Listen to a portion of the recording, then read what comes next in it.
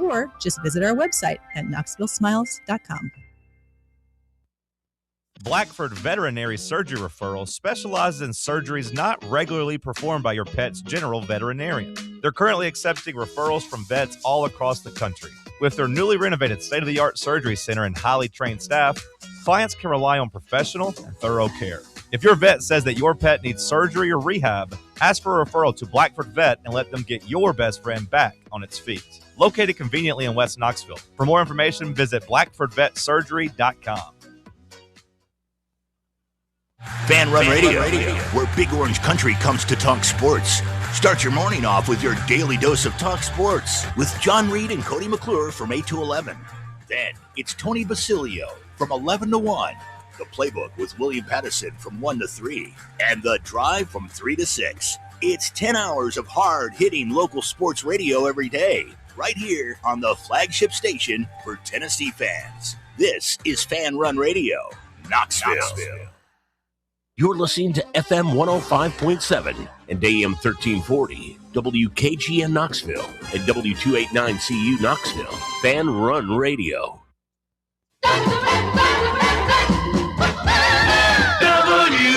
WKGN 1340. Go Vols! You're tuned in to East Tennessee's premier sports radio call-in show. This is The Drive.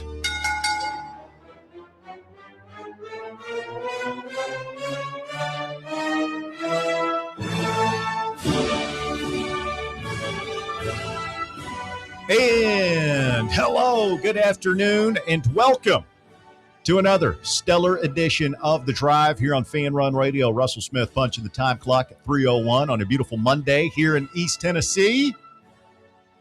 Now, how is it, Walker Smith, on a day when Bear is off, as he borrows a page from the Baskerville playbook, we'll say, a 3-day weekend for the Bear?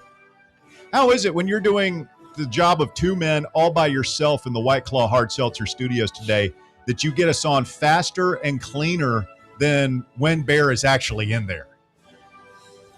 You know, I can't speak to the ability of a team back here, but I have always been one that I can manage multiple things at once, and so we're letting it ride. Is this an addition by subtraction type situation right now? Because, like, I don't know if it's just me, Bob, but like, that was remarkably fast. It sounds great in my headphones right now. Like, everything is just humming along smoothly. When I went to look at the video, like, it was already up. Just like everything seems to already be running better than it does when Bear's actually here. Well, we're 2 minutes tops into the show, and there's already 2,000% less bickering. Yes. That's a great point. There's that too. I mean, maybe we'll be a little short on rage this afternoon, but they say that rage is an important element of any successful sports radio program. So I don't know. All I know is we don't have much to rage about. What a difference a week makes, right? Oh, yeah. Mm-hmm. Like, this time a week ago, first of all, we were coming out of that disaster against LSU where they put up like 10 runs on us in the 11th inning or whatever it was. And we lost that series, and it very much felt like baseball season was over. I know it wasn't, but it felt that way. And like, I believe it was a week ago today that this mass exodus of players from the basketball team had begun. We lost like 4 or 5 guys, and a couple of them were like, oh, I didn't think that guy would be leaving. And that didn't feel nearly as disastrous as the baseball thing, but it didn't feel good. It felt weird. The Lady Vols situation was a mess. Football, as we talked about last week, had zero buzz. I don't know that has any more buzz coming out of the quote-unquote orange and white game that isn't really a game, but we do have some things to talk about coming out of that. And, it was not good vibes a week ago today. Today, though, like, I don't know about you boys, but I got out of bed with a little pep in my step. The Braves are the only team that has not lost a series this year in Major League Baseball. Tennessee baseball season doing the Undertaker GIF back up from the dead, and basketball picking up a few good men, which I still haven't seen, out of the portal over the weekend. Yeah, I mean, it's been a good weekend. I mean, lo and behold, Lady Vols have almost we're getting players over there. They almost have we almost have a quorum, a functional roster of at least 5 that could hit the floor. Right, we're almost there. Yeah, it's crazy, man. And depending upon what you hear, the scuttle is out there coming from all directions.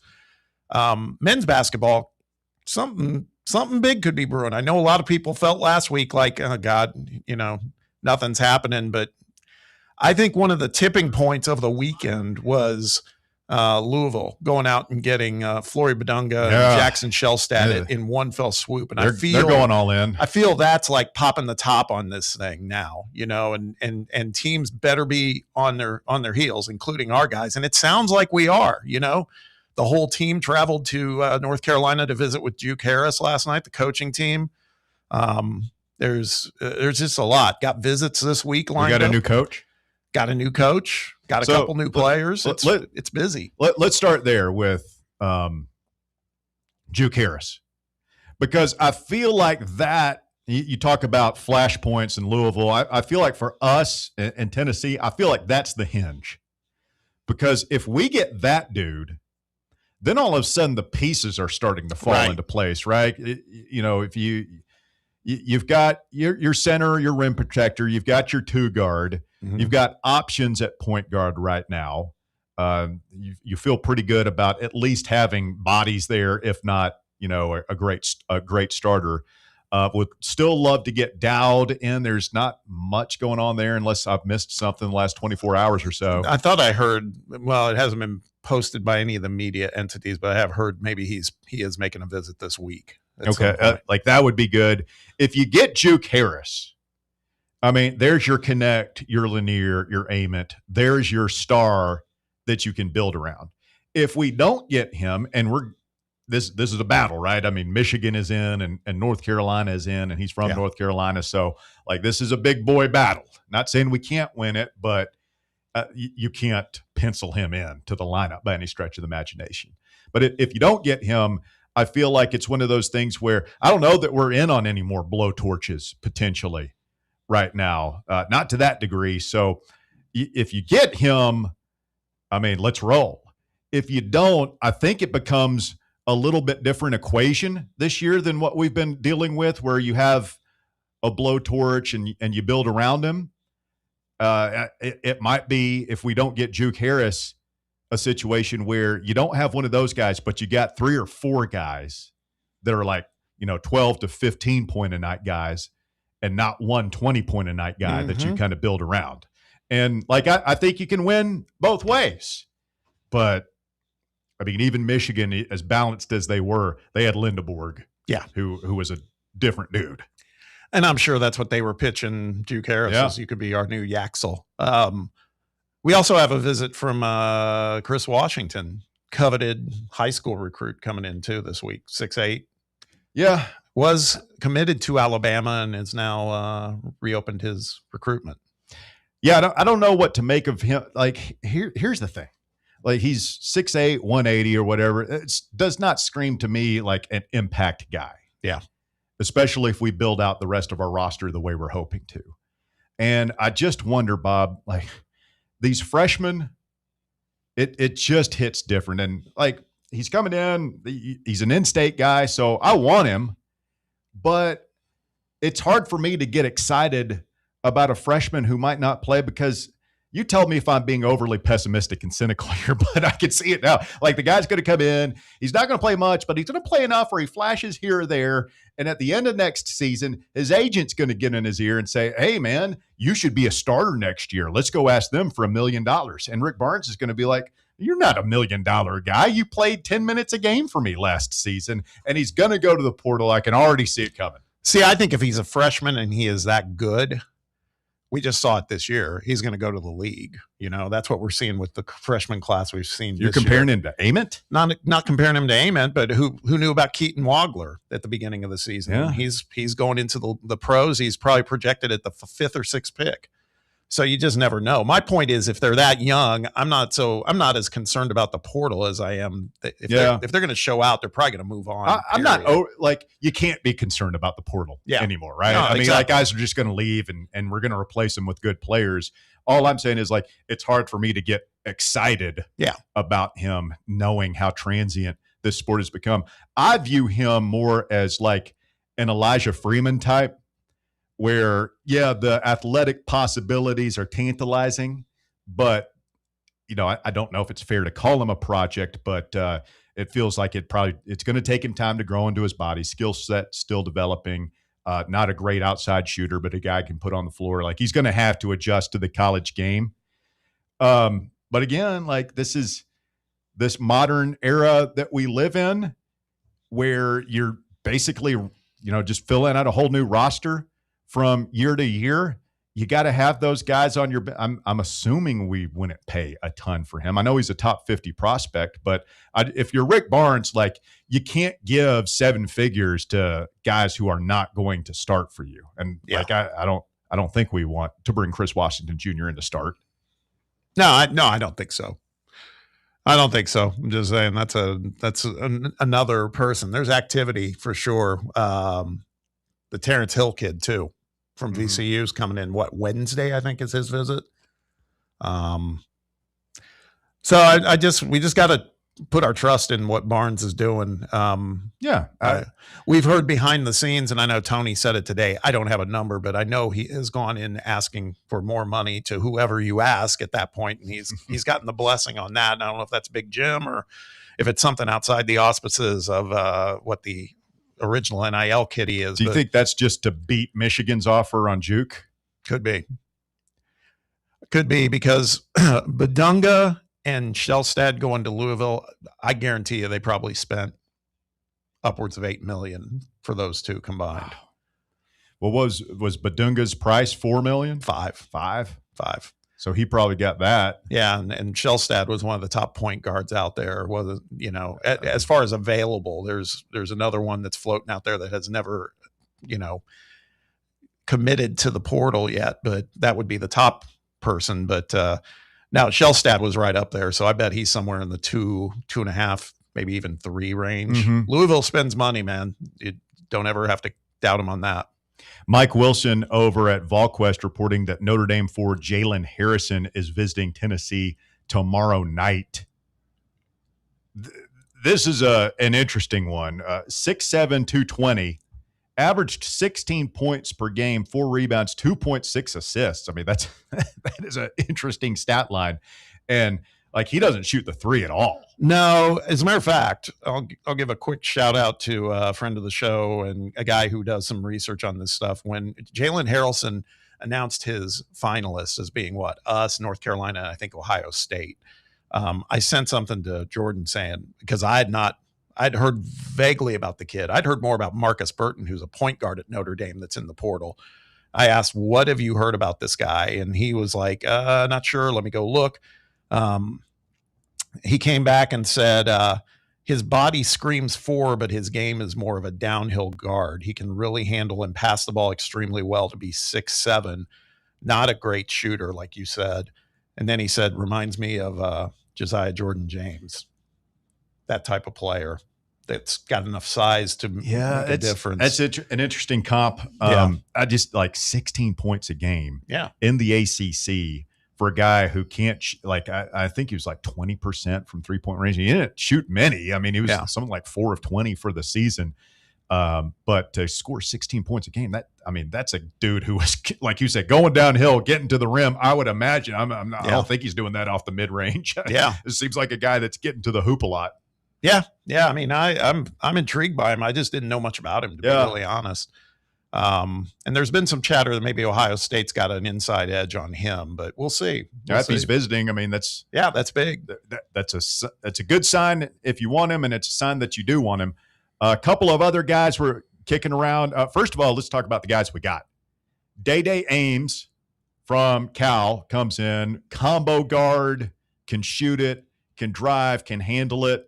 You mentioned a former Vol comp. I'm going to throw one at you. This is what Day screams to me when I watch the film. Juwan Smith. Oh, wow. I like it. You feel it? Yeah, I wouldn't have even I'm sure thought you've it, seen the but film yeah. too. I mean, he's got a good shot, like a good dribble.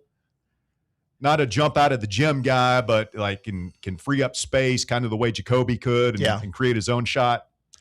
Yeah, definitely not a point guard though. I mean, just based on everything I can see. Well, it feels like he and Terrence Hill are both guys that can play the point, right?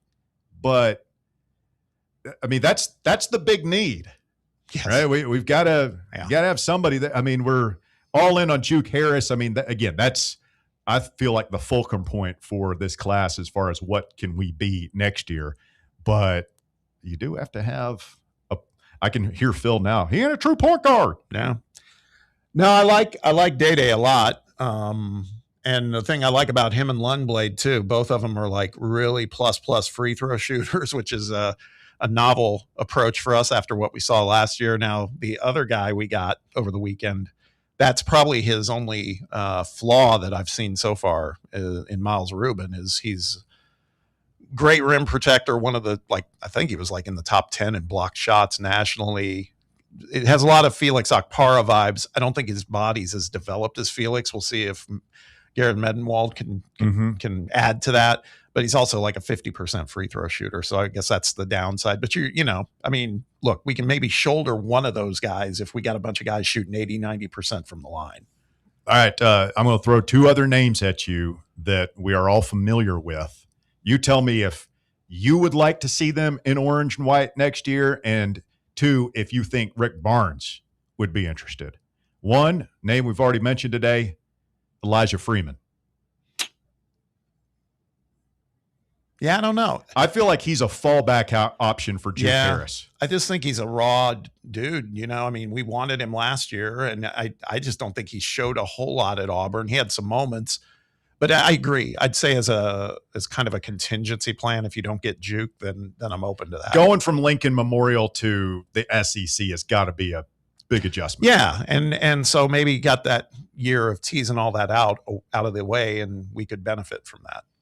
All right, name number two,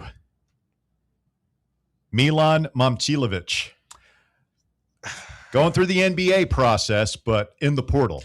I'm worried about how much money he's wanting. That's all. And you talk about fallbacks from Juke. I mean, a guy that can play the three, different player, but can really fill it up. And Juke comes off to me as like a 3-level scorer guy. Momcilovic is another shooter. Yeah. I feel like, I don't know. I just worry, is that too much like Lundblade? That's all. That's my only concern.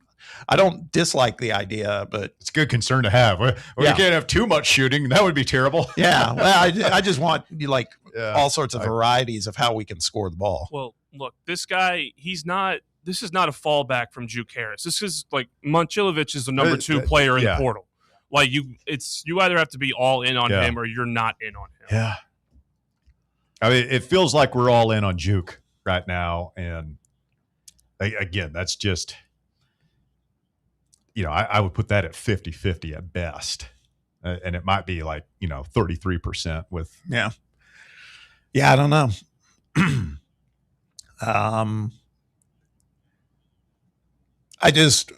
Wouldn't it be ironic if we went from a team that was so interior oriented, if we got Momcilovic and Lundblade, and all of a sudden we're like this, just all we do is park on the perimeter. Well, I think that's by design. I think Rick has been pretty good the past couple of years about looking at what has been effective, what the trends are in the college game and tailoring his roster to that. I mean, we're not going to get away from defense. The other commitment we get, Miles Rubin, is a guy and maybe a little bit of a poor man, Zakpara, a little better shooting touch, I would say, than Felix, but not quite as long, not quite as sturdy, but, can move his feet, guard on the perimeter a little bit, and is an elite shot blocker. Yeah. That's a big piece to get us to.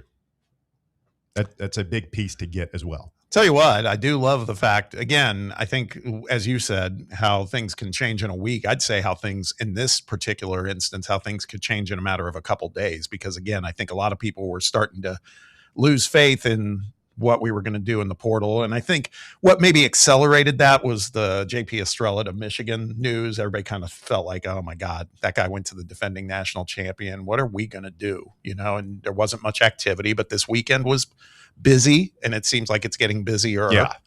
Let's just trust the process, man. It's going to be another wild week for Rick Barnes and the basketball Vols as they work to assemble this staff and this roster. We'll talk about Earl Grant, who comes on to replace Justin Gainey as Barnes' assistant when we continue. Plus, Tennessee football. You had the orange and white game Saturday over at Neyland Stadium. Huge crowd on hand. I was really impressed. I think they announced it over 40,000. Oh, wow. And, it was, there were a lot of people showing out. They love their football. Yep. Here in East Tennessee, and we'll pick through that as well. At Tennessee baseball, we are back. We are so back. Up off the mat. We'll talk about it when we continue. It is The Drive, Fan Run Radio. Open up the phone lines, 865-966-3435. Your phone number to get on board, 966-3435. Your phone number to call or text the show. We'll go open lines this hour. If you want to jump in, go ahead and take your shot. It's Fan Run Radio, and we're back with more right after this. The Drive. For the fans, by the fans. This is Fan Run Radio, Knoxville. It's baseball time in Knoxville. Your Knoxville Smokies are back in action and back home next week. Join us for a week packed full of fun with all-you-can-eat Wednesday, our Knox Vegas Thirsty Thursday with half-off draft beers. Come dance with the Smokies and fireworks on Saturday, and we're halfway to Halloween on Sunday. Woo! What a week. Reserve your seats now at SmokiesBaseball.com. Knoxville Smokies. What kind of day is it? It's a White Claw day. Grab a pack, grab your friends. Everything else in life can wait. Your friends shouldn't. Let's go. White Claw. Grab life by the claw. Please drink responsibly. Hard seltzer with flavors. White Claw Seltzer Works, Chicago, Illinois. Where are the best ribs in the Volunteer State? Rickard Ridge. Who has the best barbecue catering packages in East Tennessee? Rickard Ridge. And where is the most beautiful setting to enjoy a meal with family and friends? Rickard Ridge. Rickard Ridge Barbecue. Just a quick ride up I-75, take exit 134, hang a right, and Rickard Ridge is on your left, just inside Cove Lake State Park. We really need to get some branded stuff. Shirts, hats, promo items, something professional. I mean, we could just find a website and order a bunch of it ourselves. You could, but you're taking a big risk. You don't know the quality, the fit, the timeline. It's a roll of the dice. Yeah, I guess, but isn't that how everyone does it now? Not the ones who actually care about how their brand looks. Look, if we're putting our name on it, it needs to be done right. We need SM Athletics. SM Athletics? Yeah, they specialize in working with businesses like ours. Apparel, hats, promo gear, but real, customized stuff. They actually care if it turns out right. Probably a lot better than getting stuck with 100 t-shirts with crooked logos. Exactly. Plus, they'll walk you through everything. Sizing, colors, material, so it matches the image we're trying to build. Makes sense. What's the name again? SM Athletics. Trust me, if you want to look like a real company, not a flea market stand, this is the move. If you're serious about your brand, work with people who are serious about getting it right. SM Athletics.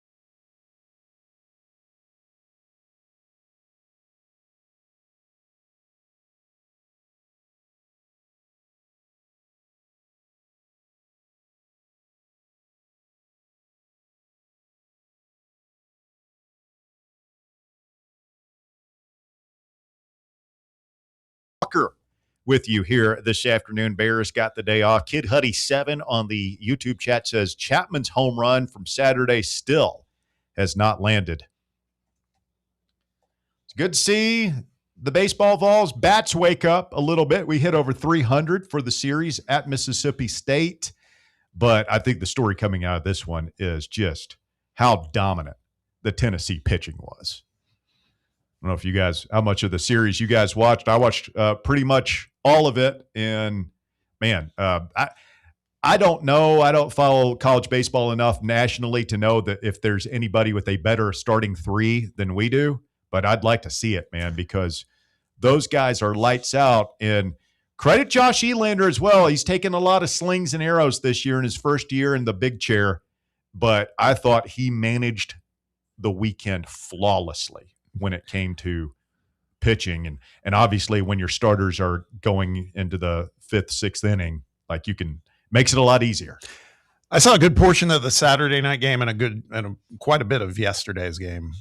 I even left the Masters for a while because the game was kind of close. What I saw, man, I liked it. And you're right about the pitching and, the bullpen. I do have to admit, I was getting a little turning into a hand wringer there yesterday when he had to start tapping into the bullpen as much as he did. How could you not? No, you had to, right? A friend was texting me in the 7th or it might have been the 6th, and I'm blanking our pitcher's name, Ethan. What's his name? The starter yesterday. Oh, Blanco. Evan Blanco. Excuse me. Mm-hmm. It is like, do you think we stick with him for one more inning? And I responded, with this bullpen, what's left with Appenzeller and Arvidsson done, I'd pitch him until his arm falls off. Yeah, which is basically what we tried to do. And then, like, the story where I'm at with this team, and maybe this is oversimplifying it, but we've got the great 3 starters and we've got the 2 great lefties out of the bullpen. Hitting is improving, not great, but it's improving. To me, this season is all about the rest of that bullpen. If we can get Frederick and Rudy to become dependable to where you're not just wringing your hands every time they come in like you were, like I was, then maybe we have something here. I'll tell you, when Frederick came in yesterday, that was a nice shutdown strikeout. Yeah. Just 1 out, I know, but still. Then he turns around and hits the next guy. Yeah, I know. But I was just like, oh, man. I agree with what you said about Elander, though. Again, what I saw, and I felt like this weekend, for all the criticism we've all had about, where's the edge, and him kind of being calm and, slow and steady wins the race. There was just something this weekend that worked for him, I think so. I do feel like there was more emotion coming from our players out of that dugout, which was good to see. And I guess, like again, you need it. Here's the thing about the SEC. 9 of the 16 teams in this league are either 8-7 or 7-8 like us. Big opportunity. What? 2 back-to-back homestands, right? Against Ole Miss and Alabama. Mm-hmm. If you could somehow go at least 4-2 in those 6 games, you're right in the mix, for upper tier. Not, Georgia seems to be kind of running away with it a little bit, but still, they're only 4 games up on us. Yeah. Florida went in there and took 2 of 3. Yeah. At Georgia this weekend. I don't know, man. There's parity. It's kind of like football in this conference. It's just it's a game of inches. And again, man, if Stone's home run shot against Georgia gets out where he spiked the bat and everything, you win that series. If Levi Clark gets out last Sunday against LSU, you win that series. And then you're you're 9-6, right? And it's I think 2nd in the league or something like that. So I mean, it is literally, you don't blow the 9th inning or whatever inning they were. I've lost track of the Vanderbilt series where they were up 5 runs in the bottom. Yeah, you win that one. So I mean, winning is fragile, as Butch Jones would say. It's critical, and we have found that in the Friday game. I think we won 6-5. Yeah. And then even yesterday, before we busted out with a couple of insurance runs in the 9th inning, it felt like you're hanging on for dear life. And it's just like, oh, man. But that's the way it is. Ole Miss comes in this week. They just swept LSU in Oxford over the weekend. See that poor guy get the beer thrown on him and then clock the wrong guy and respond. Yeah. I don't fault him for it though, man. You throw a beer on me on my way out of there, you're getting a 2-piece and a biscuit. He hammered that dude. Go look at the film online if you don't know what we're talking about. Big weekend for Texas A&M. With Schlossnagle coming back, they take no game yesterday is rained out with the weather, but they take the first 2 games of that series. That had to feel good. That had to feel good for them. I wonder what that means, though, later in the season if they, not playing that 3rd game. So that means they're only going to play 29 conference games, those 2 teams. Mm-hmm. It may not matter, but by the way, Mississippi State, that's what you would call a free fall. We've not had that kind of 2-week span. I mean, they've dropped from 4th in the country on D1 baseball to 17th in 2 weeks. Yeah, and probably lucky he's still be in it. Swept back-to-back by Georgia and now us. I mean, does that take any of the luster away from it for you to think that maybe they're just not that good? No, good team, and also winning in that environment too. The dude's a tough place to win. So the fact that you could go and not only win but sweep, that's I think it's a big deal. A couple of players, like what I saw at least. Welcome back, Jay Abernathy, man. Smoking Jay Abernathy, the big weekend. I'm so glad that they just decided to ride it out and stick with him, man, because he's one of our guys. Like it's like him and Clark. I know their numbers are not good this year, but it's like, man, if we're going to go anywhere, we need them to be catalysts for us and even for their development next year. I mean, it does feel a lot like SEMO and Blake Burke. Not directly. I don't think they're going to be as good as those 2 were, but like those guys went through their tribulations, particularly Burke in their sophomore seasons, and rebounded to be excellent juniors before they got drafted. Did you hear through any of your back channels what's up with Newstrom? Yeah, I mean, I feel pretty confident saying it was a disciplinary type thing. Yeah. But I don't know that he was factoring in anyway. Yeah. Which is sad because he's a draft eligible sophomore this year. I mean, like we were counting on him. Yeah. And it hasn't happened. So, well, hopefully him not making the trip straightens it out a little bit. And it matters enough to him. Maybe that's a thing where, guys are looking at, I don't know that was a catalyst for the weekend, but something got into those guys this weekend, and it was a good thing. Cameron Appenzeller, SEC Freshman of the Week, after his dominant performance. You talk about Jay and Levi for next year as juniors. That's a guy, Appenzeller. That's a dude you build your thing around. Yeah. That is an elite Friday night guy that you'll have for 2 more years if you can keep him happy and convince him to stay. Like that's a guy that I don't know, go too crazy on it, but that's a dude whose name might be on the wall, the outfield someday. Yeah. To be dumb. I mean, he had been through a 10-inning scoreless streak at one point. Like, guys aren't even getting on base against him.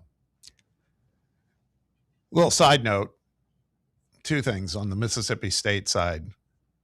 The parents that named their kid Gehrig for the first name, Gehrig Fry, that's that's baseball people apparently. Kurt Schilling has a son named worshipped Lou Gehrig. Really? Named his first son Gehrig. Yeah. And then also I think I posted it on our text chat. I thought the announcers were, because we've heard some duds for when we have to listen to the other. Those teams. Mississippi State guys are great. I thought they were good. Yeah. I thought they were really good. I mean, they tiny bit of homer, but not much really. No. I thought they were really good. Probably. And I remember that from the last time we were down there 2 years ago. It's like, man, and we are generally beating their brains out. Yeah. We've beaten them 11 times in a row, 11 game winning streak against those guys. And as Mississippi State guys, that's got to suck for them, but you can't tell it. Yeah. Listening to it. No, I'm glad you brought that up because I noticed the same thing. Because boy, there's been some of these other ones where it's like, oh my God, can we get through this weekend? Because I don't want to listen to these guys anymore. But these guys were good. No, they were real good. 865-966-3435, your phone number. If you want to get on the show this afternoon, 966-3435. Tony Mosier said, if we had a good QB, we could win 9 games. I expect 7 with the QBs we have.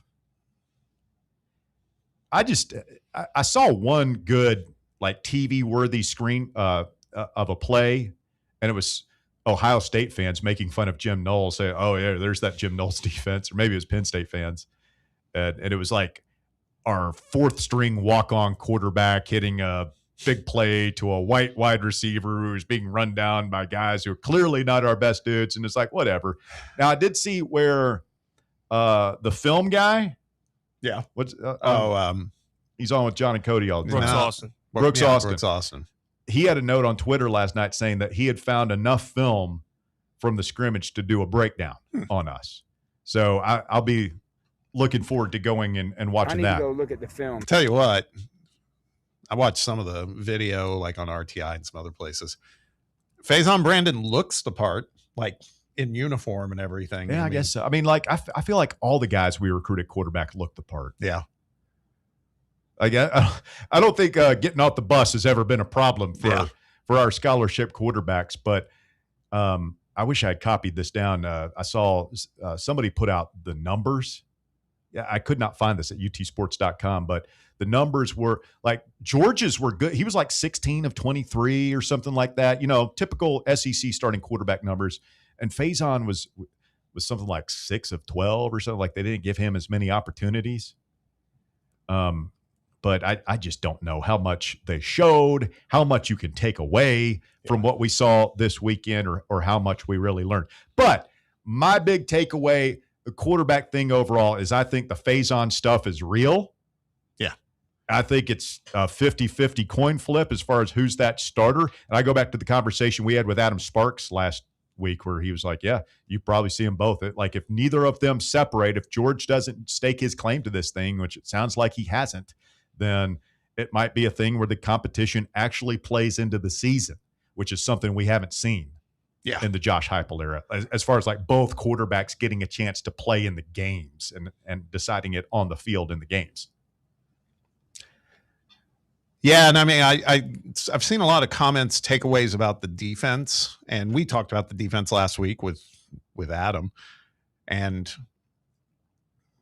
I don't know. I've seen a couple people say, hey, it might just be, the defense might look better because we're not settled at quarterback. I hope that's not the case. I think that it's more than that. But I think the personnel sounds pretty good. I think we've got depth and options in the secondary. We have a ton of depth at linebacker. Right. Like that's William Inge has problems, as good problems. Amari Campbell's going to play. We assume that Arian Carter is going to play if he's healthy, and that those will be your starting two. But behind them, you've got T-Lander, you've got Perlotti, you've got Jordan Burns, you've got Jaden Harmon, and then you've got the 2 freshmen coming in, T.J. White and Braden Rouse, who are both 4-star, highly touted guys. So you've got depth out the wazoo there.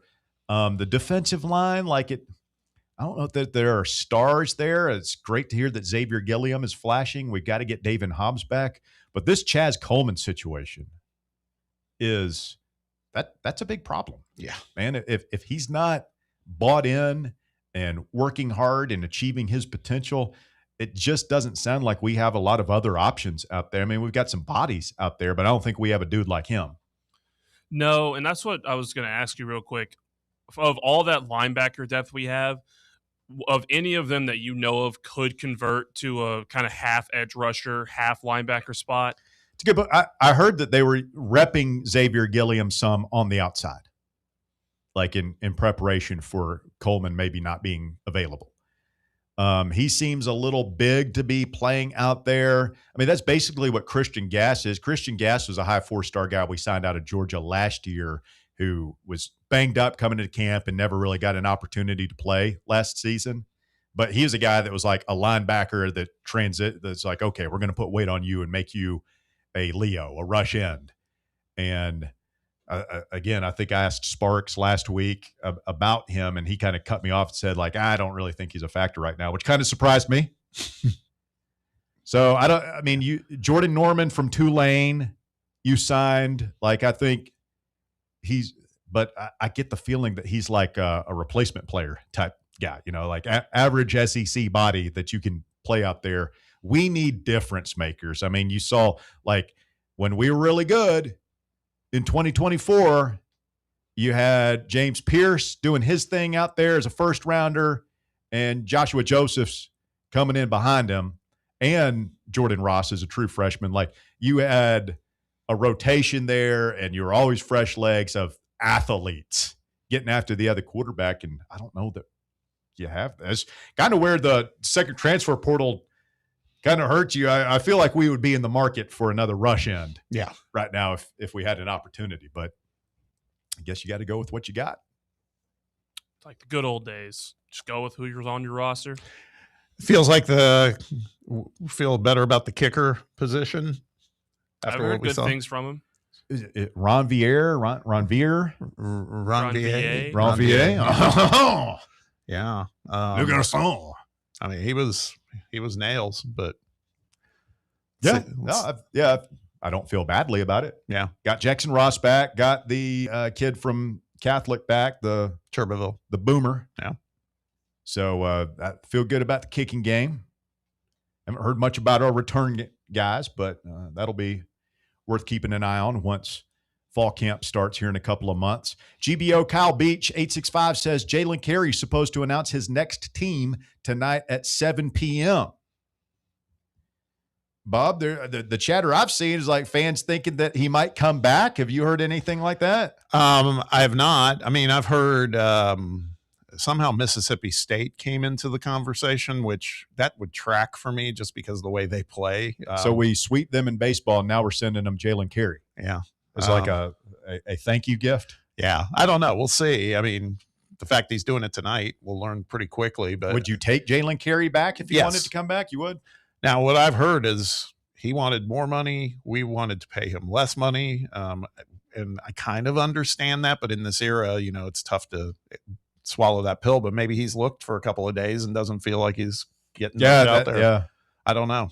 Or maybe he found somebody that would reach his asking price. Yeah. We'll see. I'd tell you. Yeah. He goes down to Mississippi State. We played at the Hump last year, so he would come up here next year. Yes.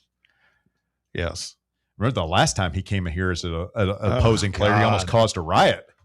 He had the whole arena wanting to fight him that year. I think that was the game where Barnes fell in love with him because he also lit us up. Scored like 14 or 15 points, and I mean, he was tough. Remember him and Zakai were barking at each other. I think got a double technical. Oh, Zakai. What I wouldn't give to be able to plug him in. No kidding. For one more run. No kidding. Coming up, a couple of former Vols making their mark in the NBA late in the regular season. We can chat about that if you want. If you want to jump on board, 865-966-3435 is your phone number. Walker Smith will greet you as you call in today at 865-966-3435. Quick timeout. We're back with more Fan Run Radio right after this. The Drive. Check out exclusive Fan Run video content on YouTube. Just search Fan Run Sports and be sure to like and subscribe. Barley's has live music on weekends, general team trivia on Wednesday nights at 8 p.m., and now live sports trivia courtesy of the Knoxville Trivia Guys every Thursday night upstairs. The game starts at 7 p.m. and is free to play for everyone, so head on down to the Old City and show off your sports knowledge and win gift cards to Barley's. Use those gift cards to buy some delicious food and drinks, and you can take it all in with their wide selection of TVs and indoor projectors. Barley's Tap Room and Pizzeria. Hi, this is Dr. Stephen Malone at Knoxville Smiles. Has it been a while since your last dental visit? If so, I'd like to invite you to come see us. At Knoxville Smiles, it's our vision to provide the best dental care in town in a relaxed, friendly environment. So if it's been a while and you've been putting it off, don't wait any longer. Come see us at Knoxville Smiles. You can schedule an appointment online at knoxvillesmiles.com or by phone at 865-539-1776. Vol fans, reimagine your home at Broadway Carpets and Flooring for any remodeling or building needs. With a variety of carpets, rugs, hardwood, vinyl, and stone, Broadway has all the flooring and installation options you're looking for, including pet-resistant products like Pet Perfect Carpet from Shaw Floors. Visit their showroom in downtown Knoxville or the location in West Knoxville located on Kingston Pike near Pellissippi Parkway today. Are you ready for the start of a new season? Maybe looking for your team to go on a tournament run? Get game day ready with Crumble. Head on over to your nearest location and pick up 12 pre-selected cookies plus exclusive toppers. When you're looking for dessert options, there's no question about who you should call on. Our listeners already know. Last year, the Dubai chocolate was a home run, along with the brownie batter. Oreo crumb was another crowd favorite. What new flavor will set the standard this season?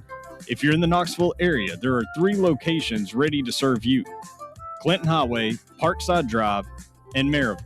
Download the Crumble app to build your best lineup and vote on the best combos. You can even put your bid in to request a new flavor. Order in the app and slide on over to your nearest location. Tell them Fan Run sent you, and as always, it's for the fans, by the fans. Don't miss the cookies.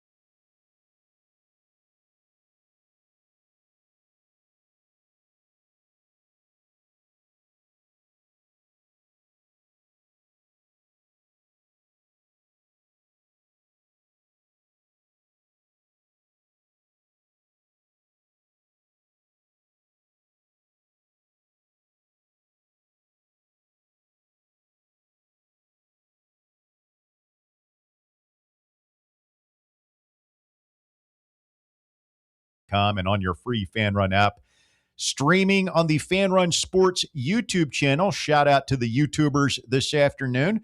Do us a big favor, mash that thumbs up button, give us a like, make sure you are subscribed if you are not.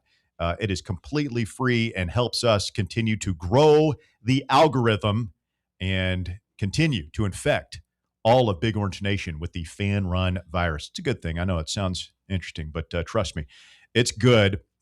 As we get back to it here this afternoon, Basilio's Beak says, give me Harrelson over Dowd all day. Do you have a preference? I haven't watched either of them play. Well, I've seen tape on Dowd, and I liked what I saw. I have not seen much tape on Harrelson, but, he's playing in the ACC, playing at a higher level. Yeah, it's funny that I mentioned that association, like kind of a link to Josiah Jordan James. If you look at the guy, he kind of looks like Triple J, like facially and everything. That was kind of a surprise, but I don't know. I mean, just give me one of them, man. That's all. We need them.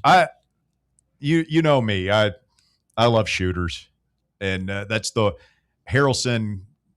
His lack of 3-point percentage is kind of a red flag, but to average 16 points a game in the ACC is pretty darn impressive. So, gets to the line a lot. Is what I saw. I'm not going to be turning him down, but the Dowd kid can shoot it a lot better. So that kind of makes me lean in that direction. Plus, I also think this is big too. Age, grown-ass men in college basketball seem to win a lot. And, the Nate Aments and Petersons and stuff that are, those guys are pretty rare. Yeah. And, Dowd, I think, is a 4th-year guy, or at least a 3rd-year guy. Harrison's freshman. The 2 guys that we brought in, Day Ames is a 4th-year guy. The big man from Chicago, 5th-year guy. Like these are, or a 4th or 5th, 3rd or 4th-year guy. Yeah. These guys have experience, and I really think that matters a lot when you're talking about building out a roster. I was trying to explain it to my wife. Day Ames is like a professional college player. Like what? This is his 4th. This is his 4th school, right? He's just this is his job basically, but he's good at it. He's good at it. So I think that's the way we have to look at all these guys from now on. It's their job. And, I shudder to think about this, but it's probably true. If this environment existed 3 or 4 years ago, would Zakai Ziegler or Jemai Mashak have stayed for 4 years with Rick Barnes in Tennessee? I don't know. I don't think they would have. I mean, it's funny you said that. I was just talking to somebody yesterday about this very thing, what you just said. And the only other thing I could associate it with, and don't at me, but Purdue had 4 guys that played 4 years that left this year. And that's going to never happen again. I think that's like over at this point. Not that many guys. You might have 1 on your team, but you're not going to have 3 or 4. Not unless you get some sort of federal intervention, or the NCAA actually makes a rule that they can make hold up in court to where it limits player movement somewhat. But if this is what it is, then yeah, those days are over. Yeah. And it's just going to be, you recruit a whole new roster every year. Couple people, Basilio's Beak is one. He followed up saying Harrelson's a playmaker. Think we'll have plenty of shooters for him to get the ball to. Kyle Beach says, I watched the kid from Notre Dame play quite a bit. He's a stud. He'd be great for our team. Y'all are selling me. I know. You're selling me. I got to go watch some more highlights of this kid. You go look at the film. I need to go look at the film. 865-966-3435. Let's get a phone call from Joshy Boy. What up, JB? What's up, guys? How are we doing today? Doing well, thanks. Russ, what did I say when I called in Friday? I felt it in my plums that the baseballs were going to take 2 out of 3 this week, and they did it. They did you one better right there, Joshy Boy. They swept them. Oh, man. It feels so good to have the, this is a big series this week. People are going to get fired up. Hopefully you have big crowds. Checker Lindsey Nelson on Saturday. That was just announced today. So, this is a team, Ole Miss, that's going to come in here. I mean, they're riding high too. They just swept the team that took 2 of 3. So we can't just rest on whatever our laurels are coming out of this series. We got to figure out a way to continue to elevate here. Let me ask you something. Are you guys surprised we're not in the top 25 this week for baseball? I'm not, only because I think if Mississippi State hadn't have been swept last week and we did this, I think we might have shown up there. But I think it is more of an indictment that Mississippi State's stock is falling quickly. It's still a big win for this team. I think it's that. I also think there's kind of a narrative around Tennessee baseball right now is that, they lost their secret sauce with Tony Vitello. And I think we're going to have to continue to show, yes, sweeping Mississippi State at the Dude is huge. I think it raised eyebrows around the college baseball universe, but it doesn't mean we're back in their eyes. We're going to have to go and string together a couple of series wins here. And I just think this week, I watched all week, every game. I felt like our plate approaches were very good this week. They were patient. They weren't swinging at every ball like they have been this season. I thought they did a good job at that this week. I thought it was better. I'd still like to see us work more walks, man. I think that is, man, we chase a lot of pitches. And I don't know what's more frustrating, when you chase and miss or when you take a big, juicy fastball right down the middle and you don't swing at it. But we seem to do that a lot. But like I said, man, we got to keep grinding, because we're not as bad with the bats as we have shown to this. It shocks me that Levi Clark, I think we all feel like he's seeing it better and swinging it better right now. He's still hitting 176 on the season. Got to get going. Got to. So on the basketball, I'm probably in the minority, but I want to say first, Aiken has to lock down either Terrence Hill or Juke Harris. You got to lock down one of them. If he swings and misses on both of them. What? If he swings, what? You're going to fire him, Joshy Boy? You're going to run him out of here? Well, did I say that, Russ? Well, I'm just joshing you, Joshy Boy. Easy now. Easy, I know big you boy. are. But I'm probably in the minority, but I probably want Terrence Hill over Juke Harris. I know a lot of people probably want Juke Harris, but I want Terrence Hill. Did you not see that tournament game against North Carolina? He went off on him. He did go thermonuclear in that game. Yeah. He was first team all Atlantic 10 too. So Was he sixth man of the year? He came off the bench, right? I think so. Yeah. Both guys can create their own shots, but I feel like Terrence Hill be who I would want to go after over Juke Harris. I felt like Juke would want a little bit more money, though. How about we get them both?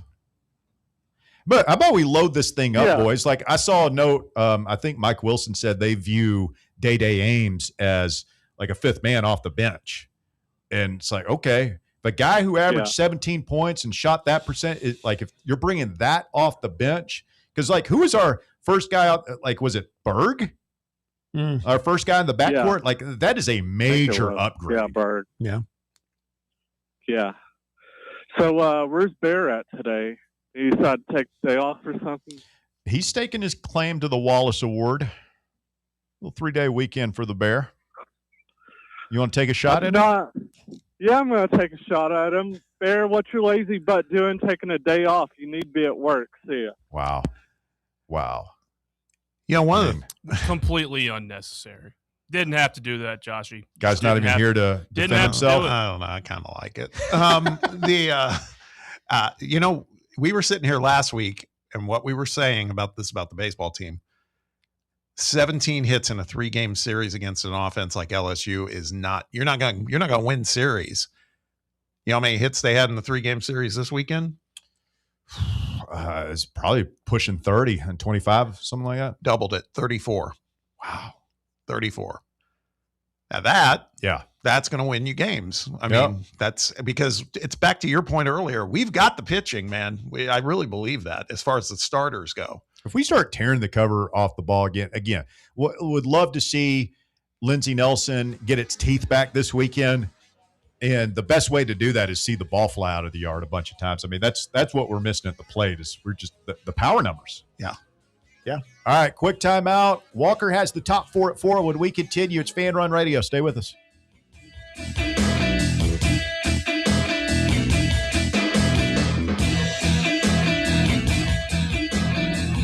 The Drive. Fan Run Radio, where Big Orange Country comes to talk sports. Start your morning off with your daily dose of talk sports with John Reed and Cody McClure from 8 to 11. Then it's Tony Basilio from 11 to 1. The Playbook with William Pattison from 1 to 3. And The Drive from 3 to 6. It's 10 hours of hard-hitting local sports radio every day, right here on the flagship station for Tennessee fans. This is Fan Run Radio, Knoxville. In a world filled with deadlines and screens, sometimes we forget the simple joys of life. Days filled with special moments. At Inward Half, we understand the essence of these moments.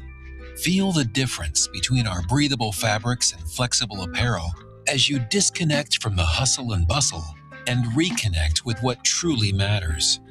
Inward Half. Simple luxury for on and off the course. Hey, Vols fans, Cody Brown here. I grew up right here in Tennessee and know what it means when someone says, I've got your back. That's why you can trust Farm Bureau Insurance of Tennessee. Whether it's your home, your vehicle, your family's future, or the business you built from the ground up, we will show up for all of your insurance needs. We are Tennesseans who understand what matters, which is doing right by you. Insurance is not all about just paperwork and policies, but it's about the people we insure every day. So if you want insurance that hits home, give me a call at 865-992-3871.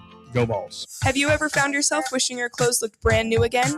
Whether it's your favorite suit, that little black dress, or your comfy winter coat, Crown Cleaners can make it happen. From stubborn stains to delicate fabrics, the expert team at Crown Cleaners uses the latest cleaning technology to ensure your clothes come back looking and feeling fresh. Visit one of their 2 area locations, Kingston Pike on Bearden Hill or South North Shore Drive near Dunkin' Donuts. Online at crowncleaners.com. Crown Cleaners, a tradition of excellence.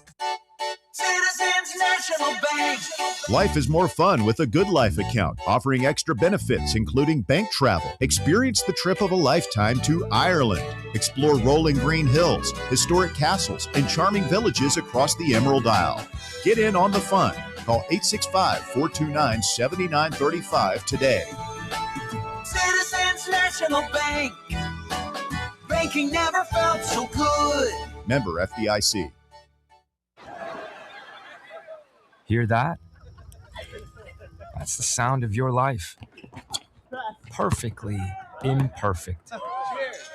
Beating in rhythm to the world you've created. But every time you drive after drinking, the music gets drowned out. Your life sounds pretty great. Don't let a buzz ruin it. Buzz driving is drunk driving. Don't drive buzzed. A message from NHTSA and the Ad Council. You're listening to FM 105.7 and AM 1340, WKGN Knoxville, and W289CU Knoxville, Fan Run Radio. Smoky Mountain Brewery is the place to be for game day. From the moment you walk in, it's wall-to-wall big screens, making Smoky Mountain Brewery the perfect place to watch the Vols or your favorite team in action. With locations in Turkey Creek, Maryville, Pigeon Forge, and Gatlinburg, you're never far away from a great time at Smoky Mountain Brewery. Try one of their world-famous microbrews like Black Bear Ale, Mountain Light, or Cherokee Ale. Juicy burgers, wings that bring the heat, and delicious handmade pizzas made with hand-tossed crust from the freshest ingredients and their own special sauce from a secret recipe, topped off with hand-grated cheese and farm-fresh toppings. And don't forget, those famous microbrews are also available in kegs for your next party or in 6-packs and growlers to go. So grab your crew and head to Smoky Mountain Brewery and tell them Fan Run Radio sent you. Smoky Mountain Brewery. Eat local, eat good.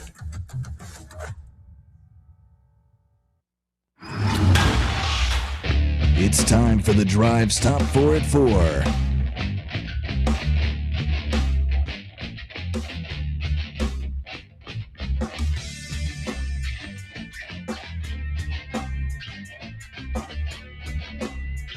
Good to see Slam and Sammy Beard in the White Claw Hard Seltzer Studios. My old showmate. Yep. Sam's good stuff. Got a bright future in the business if you can get away from those knuckleheads on the morning show. Speaking of knuckleheads, Walker Smith is here. Oh, I'm taking shots. Wow. At least I'm here to defend myself. Yeah, hey, you know what? Thank you for your service, is what I say. Thank you, Bob. Walker, top 4 at 4. What you got? At number 1, Rick Barnes got commits from Cal guard Day-Day Ames and Loyola Chicago forward Miles Rubin to increase the 2026 transfer class to 3 over the weekend. Ames is a third-team All-ACC member and shot 37% from 3, while Rubin comes in as an elite shot blocker, averaging almost 2.5 per game, along with 11 points per game. They joined Tyler Lundblade in the transfer class, and current targets now include VCU's Terrence Hill Jr., Wake Forest's Juke Harris, and Notre Dame forward Jalen Harrelson. So we visited Harris at his home yesterday. The whole coaching staff went there. Yes. In Greensboro. Yes. And then Harrelson coming here to visit tomorrow. Yeah. And then Hill is Wednesday, I believe. So got a loaded week. He's at Kansas right now, so that's going to be the competition there. I love these Rick Barnes when they sign a player, like the difference between the way he will talk about a player and the way Heupel talks about a player, it's just like night and day, the level of detail. Here's what Rick Barnes said about Miles Rubin. We're pleased to have Miles and his family join us here at Tennessee. He's an incredibly tough and hardworking player who loves to be a star in his role. Miles is an ideal fit for our defensive scheme as a sensational rim protector. Use the word sensational.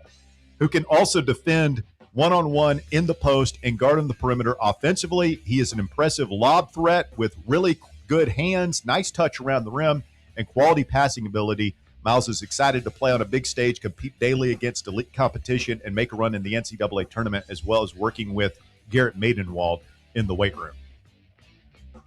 It's a sensational shot blocker. That gets me fired up. Yeah. Josh Heupel would have been like, Miles does a lot of things well. He's an extremely bright and competitive young man with a bright future. We look forward to helping him grow and chase his dreams here in Knoxville. I like football. The Josh Heupel word salad when he was asked about Chaz Coleman after the orange and white game was all time. Yeah. He's a all bastard. time. He gave us like an entire paragraph of nothing. just completely useless. It's a master at work. I mean, if they, I know I'm ripping the guy, but I love him. I hope he stays here. I hope he wins big this year. I think he can. I like him. But you'd be better just putting a microphone in front of a brick wall for those press conferences. You would get more out of it. Probably. Silence speaks volumes sometimes. Yes. It truly is a master at work watching him get through some of these questions. I respect it so I much. appreciate Rick Barnes. It makes so me much. it makes me appreciate guys like Rick Barnes and especially Vitello who would like answer anything in great detail. At number 2, Tennessee baseball newcomer Cam Appenzeller has been named the SEC Freshman of the Week for his efforts in Tennessee's series opening win over Mississippi State in Starkville on Friday. Appenzeller tossed the final 5 innings of the game on a career-high 78 pitches. The southpaw struck out 8 batters for another career high. He walked 1 and just allowed 3 hits. He's sick. He's so good. He is sick. It's funny, he doesn't even throw that hard either. No. All his stuff sits like at 91, 92. 91, 92. A lot of it looks like it has a lot of action on it. I don't know if it's a sinker or if it's a cutter or if he plays them off, but different arm slots, different, a lot of movement, it feels like. It's a pitcher's pitcher. He's also, we've talked about this edge. I feel like he's got some of that, right? Yes, he does. Yeah, he likes to strike you out and let you know about it. Oh, yeah, yeah. And I'm good with it. He can back it up. He can back it up. At number 3, Kim Caldwell landed her 3rd transfer of the offseason today in Georgia forward Jen Kraft. Kraft averaged about 5.5 points and 4 rebounds in 16 minutes a game as a freshman with the Bulldogs. The 6'2 forward was a 4-star recruit and the number 64 prospect nationally in the 2025 class. And we got the forward from Stanford over the weekend. So you've got 4 transfers now. Close to a starting 5. You got 1 commitment as a freshman. Oh, true. So you got 5. There you go. That's a pickup team. Your team is on the floor. No breaks, 40 minutes a game. Oh, man. Well, she can... The shooters are what's got me excited. Avery Mills, Naomi White. I feel like, players can play with the ball in their hands. Now you got 2 forwards to get, so it's starting to take shape. But Zen Kraft, that's your moment of zen. That's what she'll be saying. Zen, like Z-E-N? Z-H-E-N. Z-H-E-N? So maybe it's Jen. I don't know. Jen Kraft. All right. We'll see. And at number 4, Rory McIlroy managed to hold his lead at the Masters to win back-to-back green jackets with a 1-under round on Sunday to beat Scottie Scheffler by 1 shot. He becomes the 4th golfer to win consecutive Masters, joining Tiger Woods, Jack Nicklaus, and Sir Nick Faldo. And now he can create history if he wins a 3rd in a row. That's never been. No, yeah, that's been. Oh, you mean Masters? I thought you were talking about majors. Yeah. No one's done that. Yeah. It's crazy. He just looks like a completely different dude since this time a year ago. He got out there and immediately started fumbling all over the place yesterday, and then turned it on and had a 3-shot lead at one point. The Scheffler, like if he could have just made one more, like he had a couple that were just caught on 17 inches away, half an inch out. I think it was on 12 too. He came really close to birdieing that par 3. Couldn't birdie, couldn't score on the long par 5 after I think 13. Yep. And had his opportunities to get back. Like that would have been awesome to see. I was hoping for it. I wanted those 2. I wish that Scotty had one bad back 9 on Friday, and whether or not he probably runs away with this thing or puts more pressure on Rory Saturday for him not to go out there and coast. There are also some implosions, like Cam Young had a 2-shot lead at one point, immediately gave it back, and then was never heard from again. And Justin Rose had a lead at one point and had a real implosion on the back 9. Like he chunked a chip that didn't even get onto the green, 3-putt on 13 or 15, one of the par fives. Some bad ones. So did you guys see this stat? Scheffler became the first player since World War II to play the last 2 rounds of the Masters under par without a bogey. Oh, yeah. He's so good. That's insane. Oh, man. And it's also crazy now that Scotty Scheffler and Rory McIlroy have won 4 of the last 5 Masters, and both of them have been runner-up to one of their wins. 2 best players in golf, and it's not close. I'm just glad Patrick Reed, he was like a house on fire at the beginning. I could not have stomached him winning again. No. He vanished, thank God. No, yeah, the broadcast barely showed him in that last day. He was doing nothing. Just nothing. Thank you, Walker. Top 4 at 4. Brought to you by the Casual Pint. Thanks to everybody who came out and saw me and Bear out there on Friday. Had a great time and hung out after the show. My wife and son came by. We had a little dinner, a couple beers. Well played. That's a good place, man. Wish I was there. It was an all-time, just as far, it was an all-time vibes remote. Because it was just like right on the patio, man. I mean, it was perfect. It was like 72. Wasn't hot, wasn't cold, just perfect temperatures. Great crowd. In the shade, watching the golf on TV. Great turnout. People at Casual Pint, thrilled, as always, to see Fan Run Nation show up. Did Bear fall? He did something. What did he do? He had some bear moment. I can't remember. But no, I mean, we got out of there with he didn't hurt himself. That's good. Which is good. Yeah.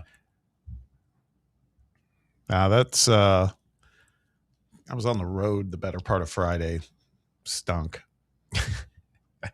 Long drive, but then we got to Savannah, and Savannah's always a great hang. Yeah. It's I love that waterfront. Yeah, and that's where my youngest is going to be going to school, so it's kind of like, it's cool. This would be a good place to visit when we check in. What is that old-timey ice cream shop they have there? Have you been to that? I didn't on this trip, but I know where you're talking about. The name escapes me because I have been there. We've been there like 3 times in the past couple of years. It's a great spot, man. Yeah. Always super crowded. Did you go sit in the Forrest Gump bench? Not this time, but done it though. Done it. They were having a big marathon in Forsyth Park this weekend, so it was a little overrun with people. Big weekend in northern Georgia.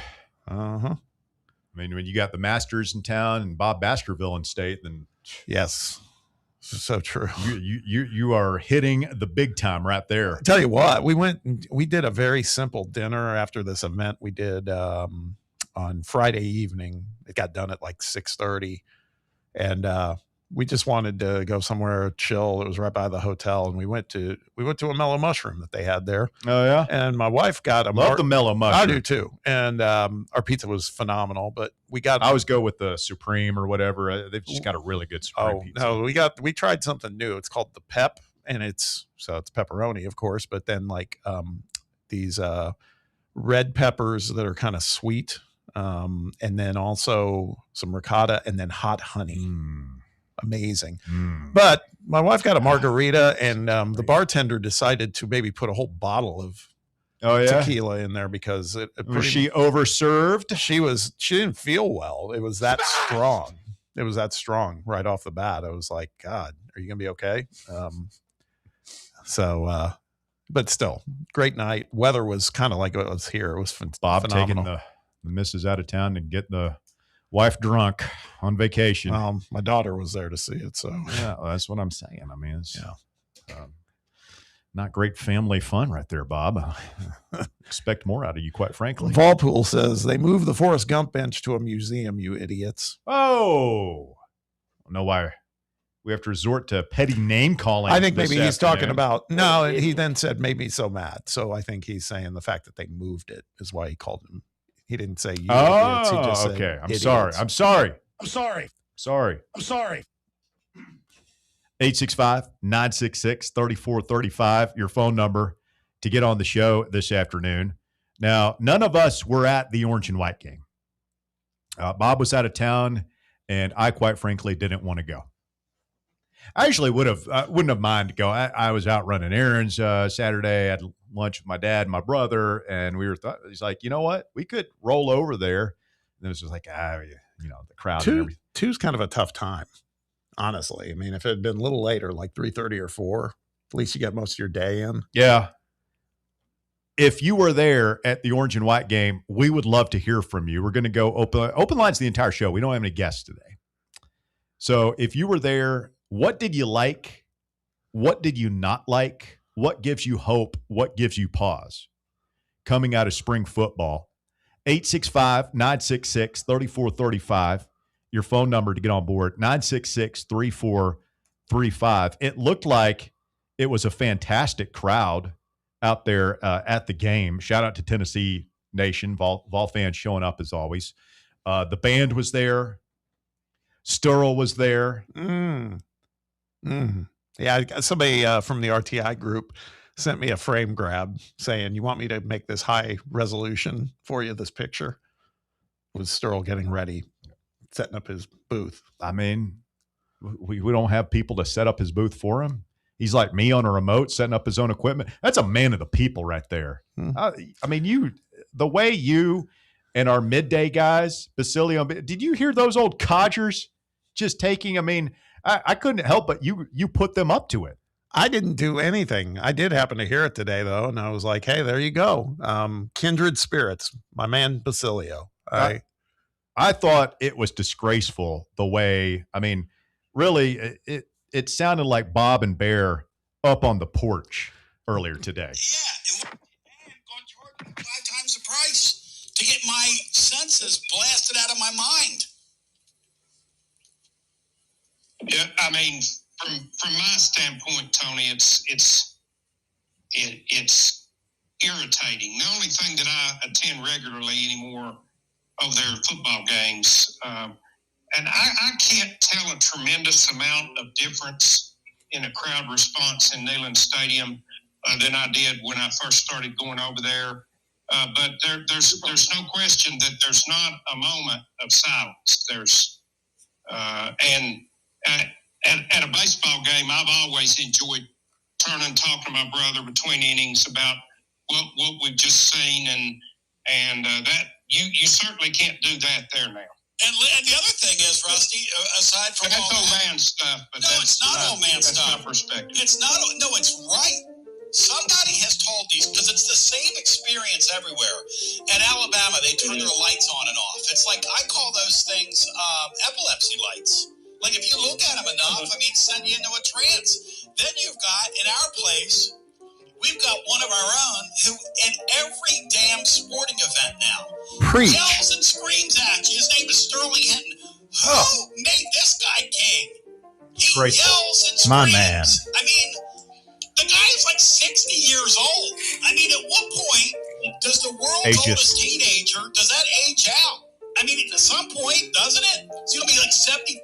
No. Up there yelling and screaming. This guy is amusing? I don't know what it is. Am I wrong? I find that amusing. No, not at all. Okay. See what you've done, Bob? Hey, man, he made his own. This is your fault. No, his own decisions. You started this movement. His own value judgments. Multiple people cannot be wrong, Russ. Yes. Yes, they can. Multiple people cannot be wrong. So not true. Like, any election requires, like, whatever horrible leader you want to throw out there was generally elected by more than one person. Yes, multiple people are wrong all the time. What do you think the attendance numbers would be if you and Basilio and Bino, the 3 Bs, Bob, Basilio, and Bino, had their way, and we're just sitting there in stone cold silence in between innings? Yeah. No Sturl the Pearl to entertain the crowd. I mean, that guy bled for us out there on Shields Watkins Field, and this is the thanks he gets? He wasn't the only one bleeding. I promise you. There were ears bleeding. Oh, my God. Lots of them. What are you doing now? It's just what loud, man. It's loud. You weren't even there. I could hear it. No. No, you could not. Stop. I think apologies are in order from all of us here at Fan Run Radio. I mean, if we cannot control our hosts, attacking local treasures like Sterling Hinton, then what does that say about us as a company? Apologies are in order. I'm sorry. I'm leaving it alone, honestly. You're the one that played this because so this is a trigger play for the most part. I got to tell you, I mean, because I know he's polarizing. There's a lot of people who are big fans of Sterl, apparently. And so I'm trying to actually lay off on that. But you decided to play this. So, you opened the door. I just came through. Well, I, for one, think it is unconscionable. I think it is a terrible, scurrilous attack on one of our own here. And I stand proudly with Sterl the Pearl because I want a T-shirt. Stay with us. It is The Drive on Fan Run Radio. Back with more right after this. The Drive. Miss any of your favorite Fan Run show? Listen to the podcast on our free Fan Run Radio app or wherever you listen to podcasts. Are you ready to show off that confident, radiant smile you've always dreamed of? Well, here at Knoxville Smiles, we're ready to turn your dream into a reality. At Knoxville Smiles, we're more than just a dental practice. We're your partners in achieving optimum oral health. From routine cleanings and checkups to advanced cosmetics and restorative procedures, we offer a wide range of services in an environment that makes every visit a positive and comfortable experience. At Knoxville Smiles, it's about more than just treatments. We're focused on creating a welcoming environment where you feel like family. Our state-of-the-art facilities are designed with your comfort in mind, and our friendly staff is always ready to address your questions and concerns. Don't wait any longer to achieve a beautiful smile you deserve. Schedule your appointment at Knoxville Smiles today and take that first step towards a healthier, happier you. Call us at 865-539-1776 to book your appointment today, or just visit our website at knoxvillesmiles.com. Welcome to Axle Logistics, where excellence isn't just a goal, it's an energy. As a leading third-party logistics company, Axle is powered by an award-winning culture built on a work hard, play hard mentality. Here, the drive for success is contagious and hard work never goes unnoticed. Whether you're just starting out or looking to level up, Axle Logistics is the place to launch your career. Join us and take your ambition to the stars. To learn more, visit axlelogistics.com. Rickard Ridge Barbecue. It's more than just dinner, it's a destination. Hey, this is Russell Smith, and whenever somebody asks me for a barbecue recommendation, I always tell them to take the quick drive up I-75 and visit Rickard Ridge Barbecue. Rickard Ridge is about a 20-minute drive up I-75 from downtown Knoxville. Just take exit 134 in Caryville, hang a right, and Rickard Ridge is tucked just inside Cove Lake State Park on your left. You can't miss it. Fall off the bone Memphis-style baby back ribs, slow-smoked chicken thighs, fresh, juicy, hand-cut steaks. Rickard Ridge has it all. And this ain't no Yankee chain store fly-by-night operation either. Owner Mark Rickard has spent years honing his smoking skills in Memphis, and his secret recipe and techniques have been driving East Tennessee wild for years. So make time to check him out. Rickard Ridge Barbecue inside Cove Lake State Park and online at rickardridgebbq.com. Blackford Veterinary Surgery Referral specializes in surgeries not regularly performed by your pet's general veterinarian. They're currently accepting referrals from vets all across the country. With their newly renovated state-of-the-art surgery center and highly trained staff, clients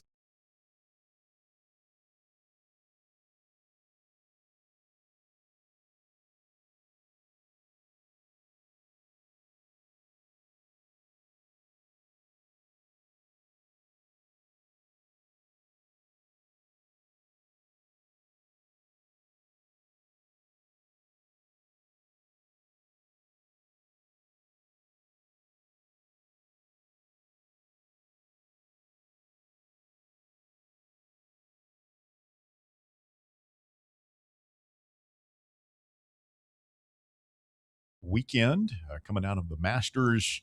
Tennessee baseball back up off the mat. Basketball Vols assembling a roster.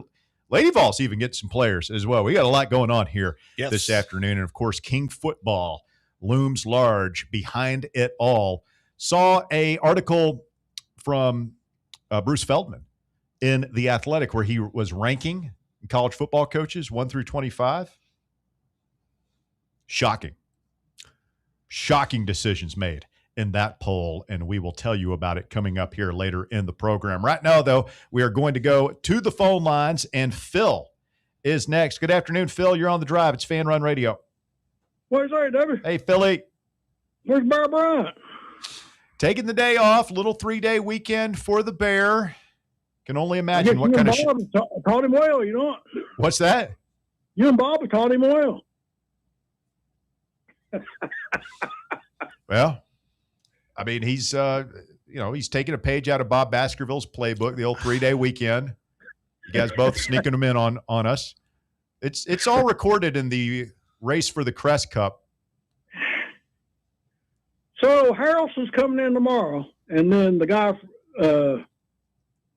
from VCU's coming in Wednesday, right? Yes. And Chris Washington's coming in Sunday this week. Yep.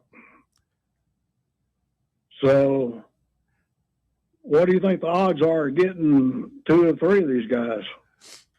I think maybe good. I don't know. I mean, I had heard maybe that Harrelson was leaning a little more towards Ohio State, but the fact that he's coming in tomorrow, that's good. I was saying earlier, Phil, this is one guy I'm not that familiar with. I'm starting to watch some video now, but what do you think of him? He's got kind of a little Grant Williams game to him, too. I mean, nice. Okay. He gets fouled, goes to the foul line. I mean, that's something we haven't had much of here since Grant Williams left. Interesting. He certainly gives off a rugged vibe, and only a freshman as well. Was he a highly touted guy coming out? 5-star. Yeah, he was. I was going to say McDonald's All-American. Wasn't like in the Nate Ament range, but he was right below it. I mean, yeah, I'd say highly regarded. Well, I know Notre Dame hates to lose him. Position, he can play the 4. I mean, yeah. If he weighs 220, he can play the 4. 6'7", 220, be a perfect small 4. And you got Dwayne Brown and you got Reuben, and then if you put Chris Washington, then you have a 4-man rotation at the 4 and 5. Phil, you sound like you are kind of liking where this thing is headed for Rick Barnes. Well, we got to get him. That's the thing. We have a hole at the 4. Ohio State looks to me like they got guys already at the 4 position. Does he want that competition, or does he come here and start? That's probably the selling point, right? Well, yeah. Well, they got all this $20 million. They say Barnes has got now. Let's use some of it. Yeah.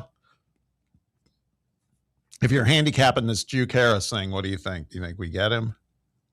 I don't know. I won't believe it till I see it. I mean, yeah. But Barnes does have a prior relationship with him, and I don't know. Somebody had a thing on Vol Nation. I don't know if it's Grant Ramey or somebody said something that they like. It's between Tennessee and North Carolina for him now, because Michigan didn't give him as much money as Tennessee and North Carolina offered. Interesting. I don't know if that's true or not, but. Well, it is interesting. If Michigan, if those guys are going to the pros, like people are assuming, Mara and Morris Johnson, I mean, they got a lot of spots to fill now. I mean, they've still got. Juke Harris is the 3, right? He's not a 4 or 5, and I don't think he'd want to play 4 or 5. No, he's a 3. Yeah, he's out on the wing with his very connect-ish. Yep, would be my player comp if we're looking for one there. And what we're going to do with point guard is the guy from VCU going to be your point guard? Because I think it's a pipe dream that Tanner comes here. Yeah, no. That's what I'm trying to figure out is Hill, because Ames is not a point guard. But maybe Hill's got enough in him to play point. I don't know. I just saw where that Rob Martin guy from High Point entered. Really? Yeah. 16 points, 4 assists per game. And wasn't he like 22, 23 years old? I don't know. Huh. They're saying Kentucky's probably going to get that Robert Wright kid from from BYU. Oh, really? Yeah. Okay. Yeah, they'll score up there and underperform. I mean, except when they play us, and they'll score about 30. How about no kid? How about we haven't had a chance to talk about this? This Denzel Aberdeen thing. This pisses me off, right? I mean, I don't think you should be able to do what he's doing, and that is you leave one school, you go to Kentucky, play for a year. Now you're going to go back to Florida. I mean, that just doesn't. It's like I feel like once you leave. And you officially leave, you play for another team. You can't just go back the following year. That just adds to how much chaos we're in right now. Yeah, it's the way it is, Bob. I don't like it either, but that's all. I just feel we're in a spot where any barrier you put up to a player moving and going wherever he wants to go feels like it's going to be struck down. Like any barrier, I would be surprised to see some of these guys start asking for a release in the middle of the season. Yeah, I want to go somewhere else. Yeah. Well, supposedly Aberdeen's already got running as eligibility. He's got to get a waiver to come back for another year. Yeah, you're right. That's right. That's right. I saw that too.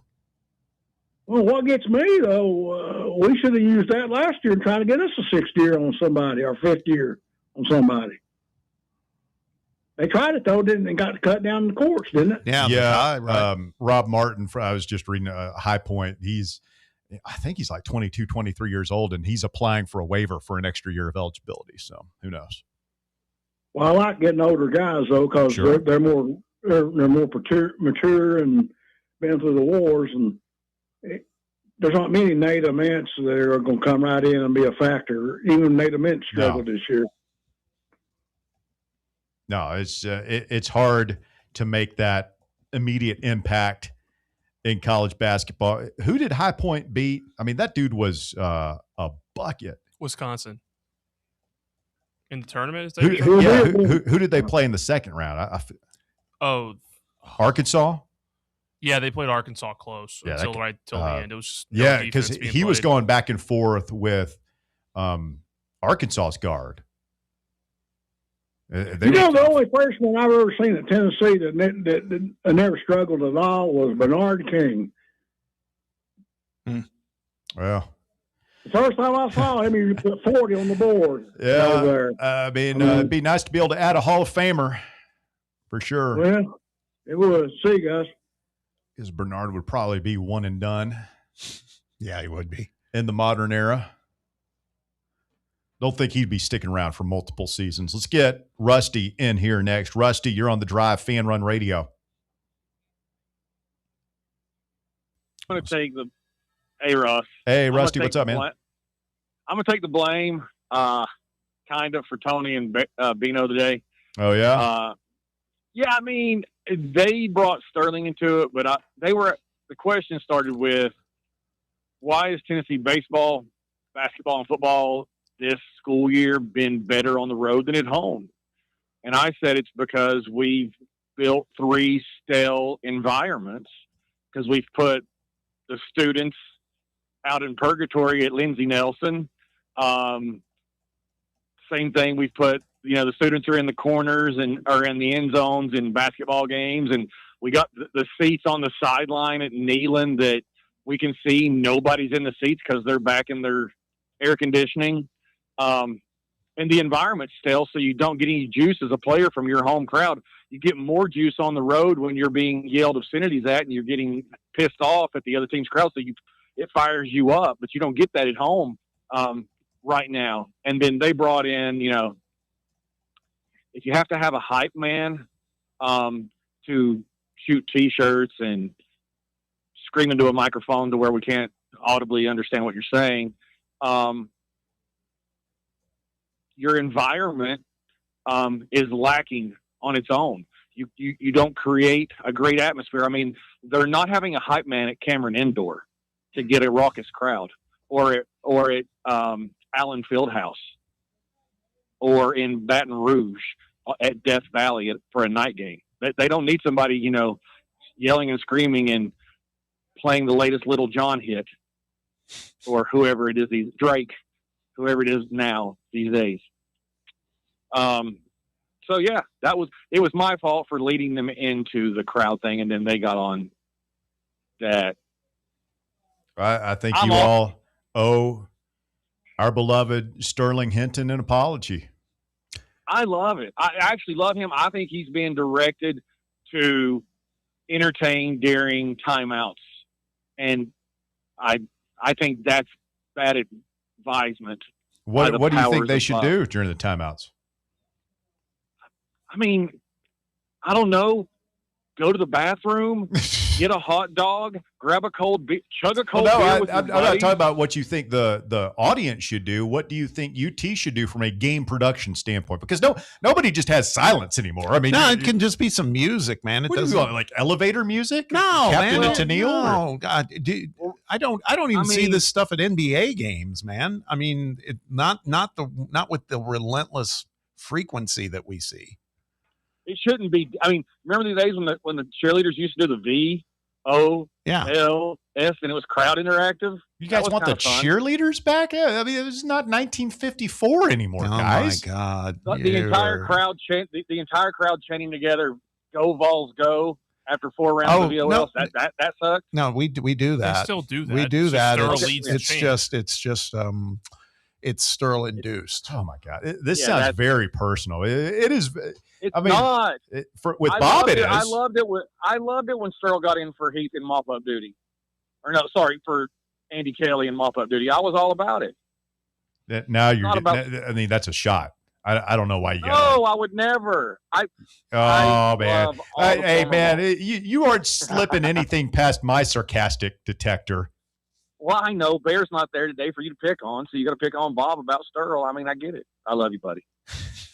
Thank you, Rusty. We appreciate the phone call. Thanks, Rusty. 865-966-3435. Dick Vitale has cancer again. Melanoma in his lung and liver cavity. He says he's beaten melanoma, he's beaten lymphoma, he's beaten vocal cord cancer. He says, I've beaten lymph node cancer. I'm 4 for 4, and I'm fully confident that I'm going to make it 5 for 5. Man. God bless him, man. That's what you got to do. Tough old dude. Yeah, you got to have that mentality. Yeah. 86. I'm sure Rick Barnes will be in contact. But we might be done seeing him doing college basketball, I think. I don't know. We'll see. I hope that he fights through that. That's the priority right now. But the grand old man of college basketball, Dick Vitale, needing our prayers once again. Let's get a call from DR Vol. Good afternoon, DR. You're on the drive, Fan Run Radio. What's going on, guys?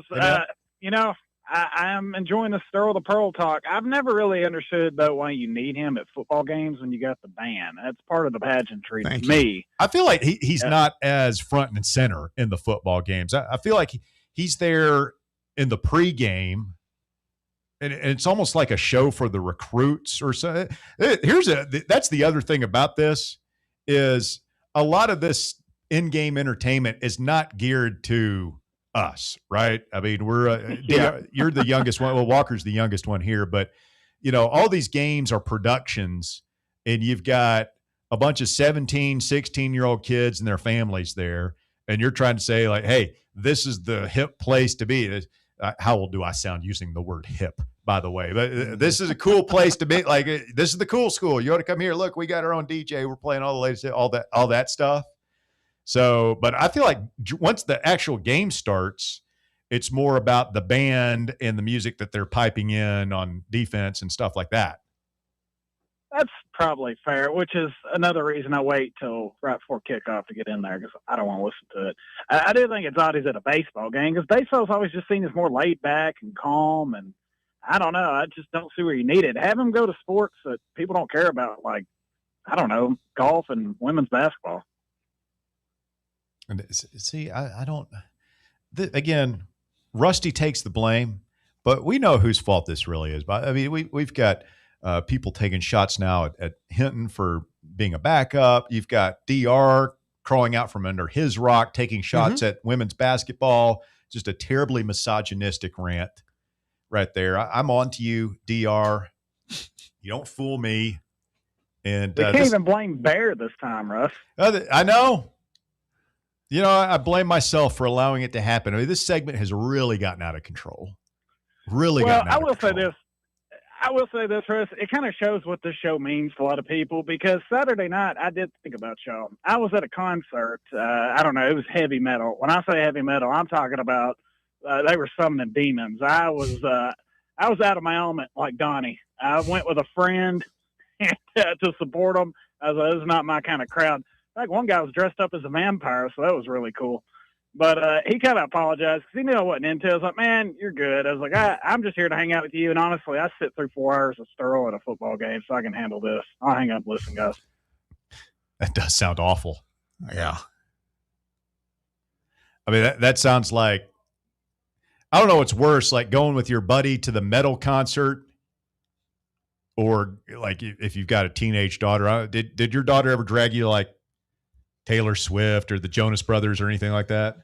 No, my daughter's actually she likes kind of old rock. As a matter of fact, it's kind of raised her well. It's kind of wild, yeah. We were talking about it. We were walking through Savannah on Friday night, just her and I, because my wife had retired for the night after her stout drink.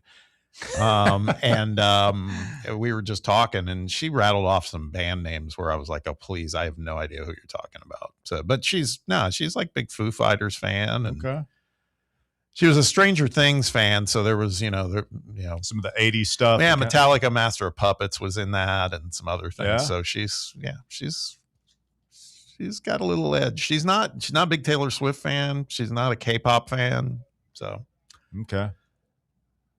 Is this the part of the show where Bear would go, what's K-pop? And then Walker would explain it to him, and Bear would get really mad about something that he had no idea existed until 2 seconds ago? Watch your tone with me. Say that to Walker. Back off, little man. Yeah. Vol in Birmingham, shout out to listening to the show. Leopold's. Yes, I saw that. That's the ice cream parlor in Savannah. Yeah. Got to make a stop by Leopold's. Yes, I did. No, I remember. They also had. That's the kind. Leopold's ice cream in Savannah. That's the kind of place Sterling Hinton would be out of. That because you walk in there and it's like the guys with the mustaches twirled up at the end. Yeah. And oh, come on in here, buddy. Some guy spitting in a glass and polishing it with his apron. Somebody gets the tuning harmonica. And they start singing barbershop quartet stuff. Yes. No, they also have some badass like glazed pecans and stuff like that there too. That's what I remember bringing home from the road.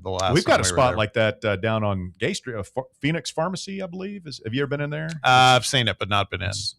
It's not quite to Leopold's 5, but it's pretty cool. Used to take my kids there. A little ice cream. Nice. Coming up, we'll wrap up hour number 2 of the show.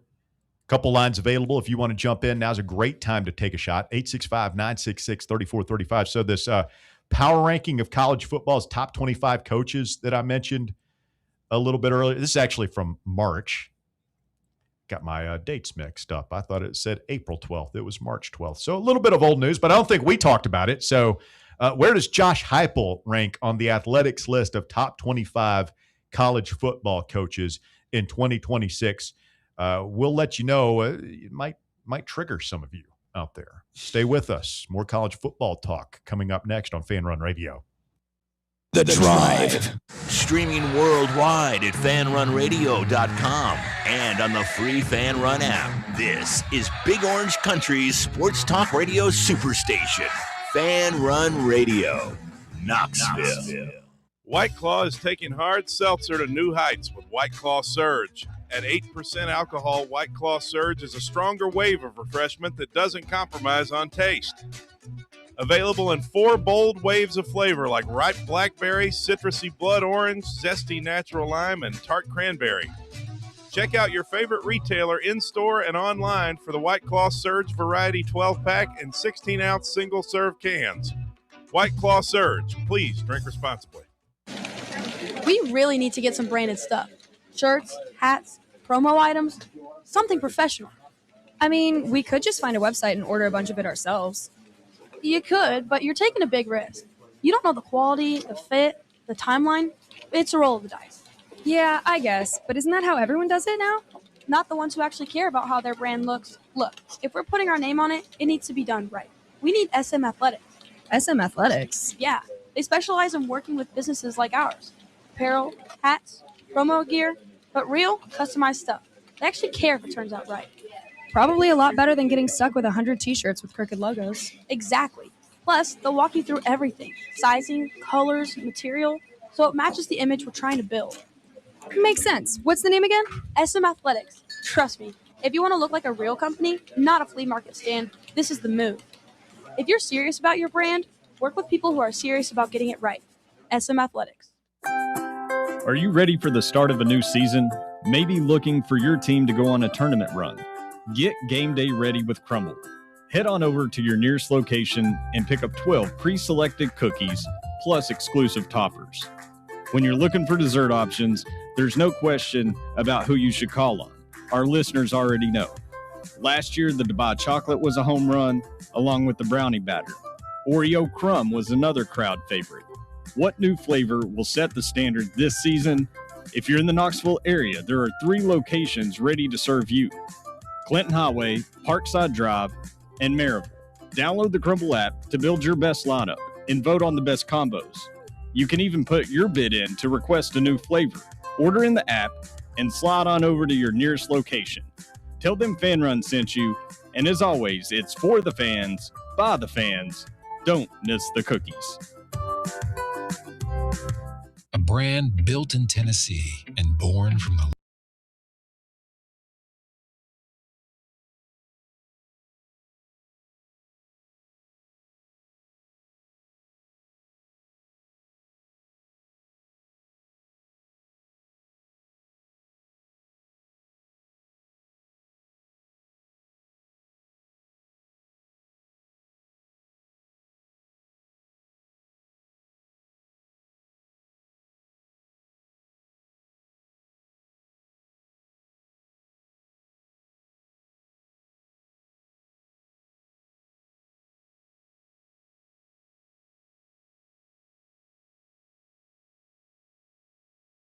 Got the day off, breaking down the weekend that was in sports. And as spring practice comes to a close, we now begin the college football offseason. How great.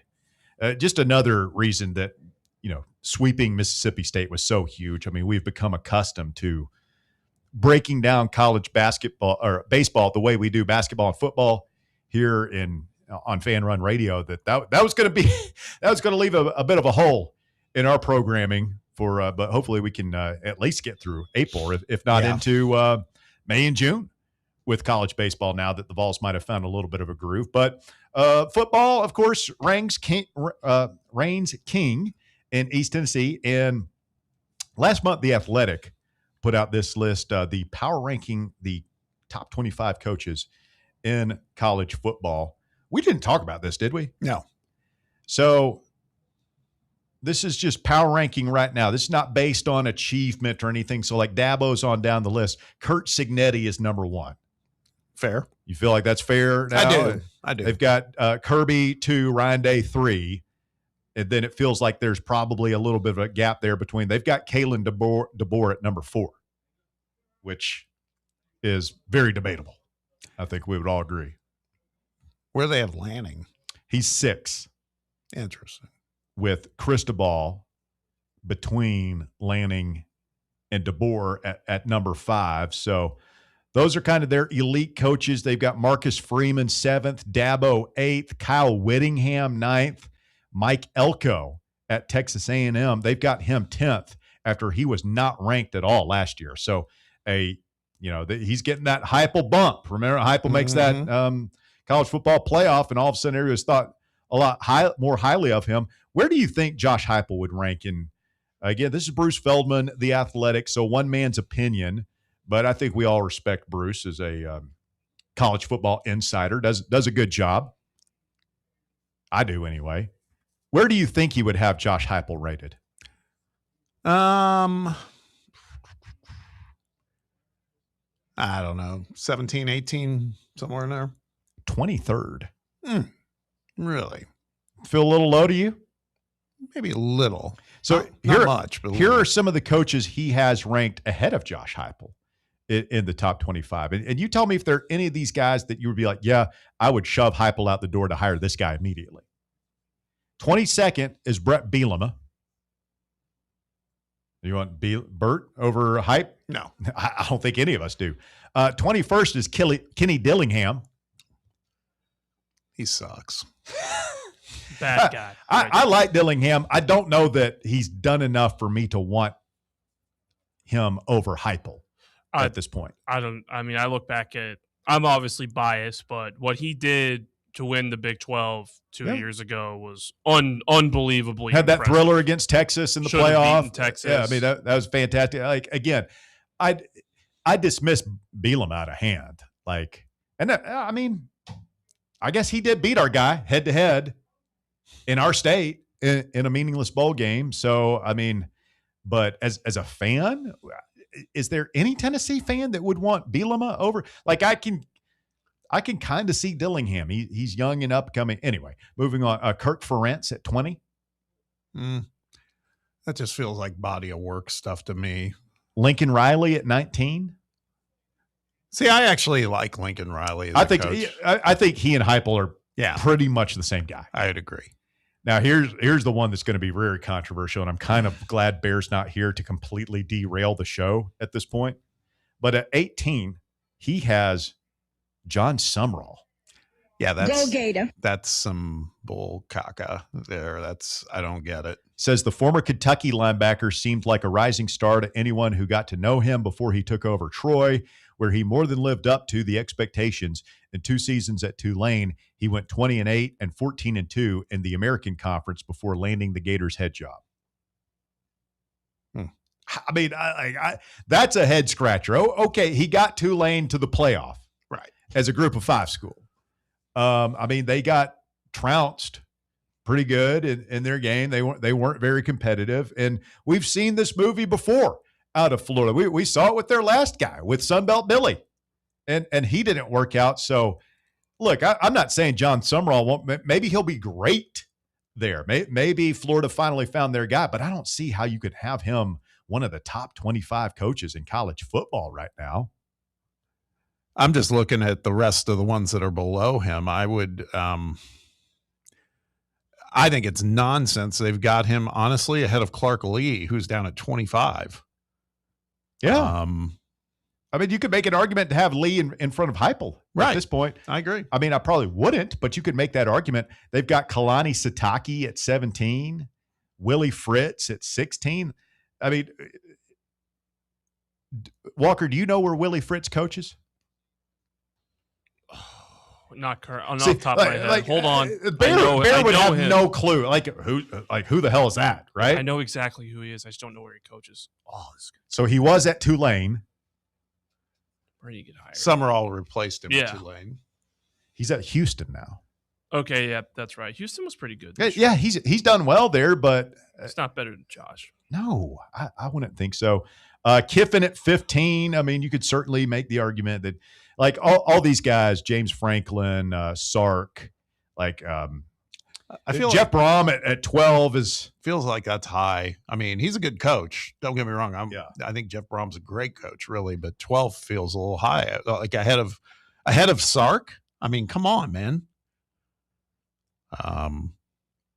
Yeah, I don't get that. So again, like I like Bruce Feldman. This is his list from The Athletic.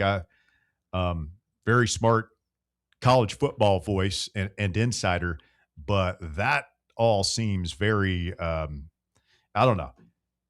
I feel like this is the point in the show where Bear would get up on his soapbox and proclaim loudly for all to hear the disrespect, the unwarranted disrespect that Josh Heupel is facing right here.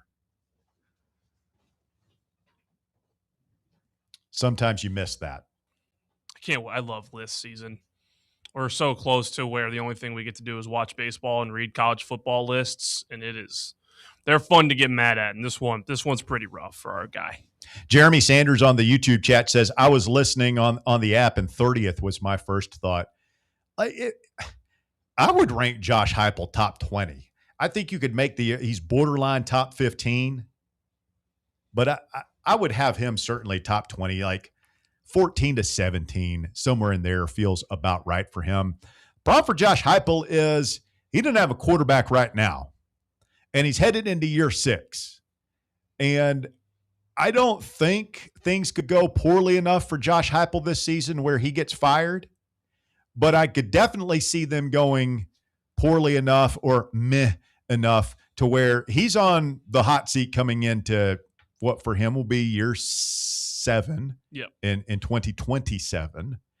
And he's going to have to win at that point, or I think you could find yourself in a situation where you're looking at a coaching change for Tennessee. So I don't know. It does feel like we took our foot off the gas a little bit here when you look at what Ole Miss you look at Ole Miss, but I was going to say LSU going through a coaching change, and you're seeing them and all these top 10 lists and everything. Mm-hmm. They spent the money and they're fixing it immediately. And as a Tennessee fan, how can you not sit back and say, well, wait a minute, what have we been doing? Yeah. Like we've been a more stable program than some of these other schools, and it just feels like they are pushing a little bit harder than we are right now. Yeah, but to play devil's advocate, I mean, you look at just the resume itself. Obviously, you have the playoff in 2024, but last year, you couldn't get over the hump against Georgia when you had them right where you wanted to. You couldn't beat Oklahoma at home in a night game, and what was a must-win game at the time. And then you go look back at the Hendon year, like we beat Alabama, but you have the South Carolina loss for a team that was a playoff team, and you just lost that game in South Carolina. Should Eli Drinkwitz be on that list?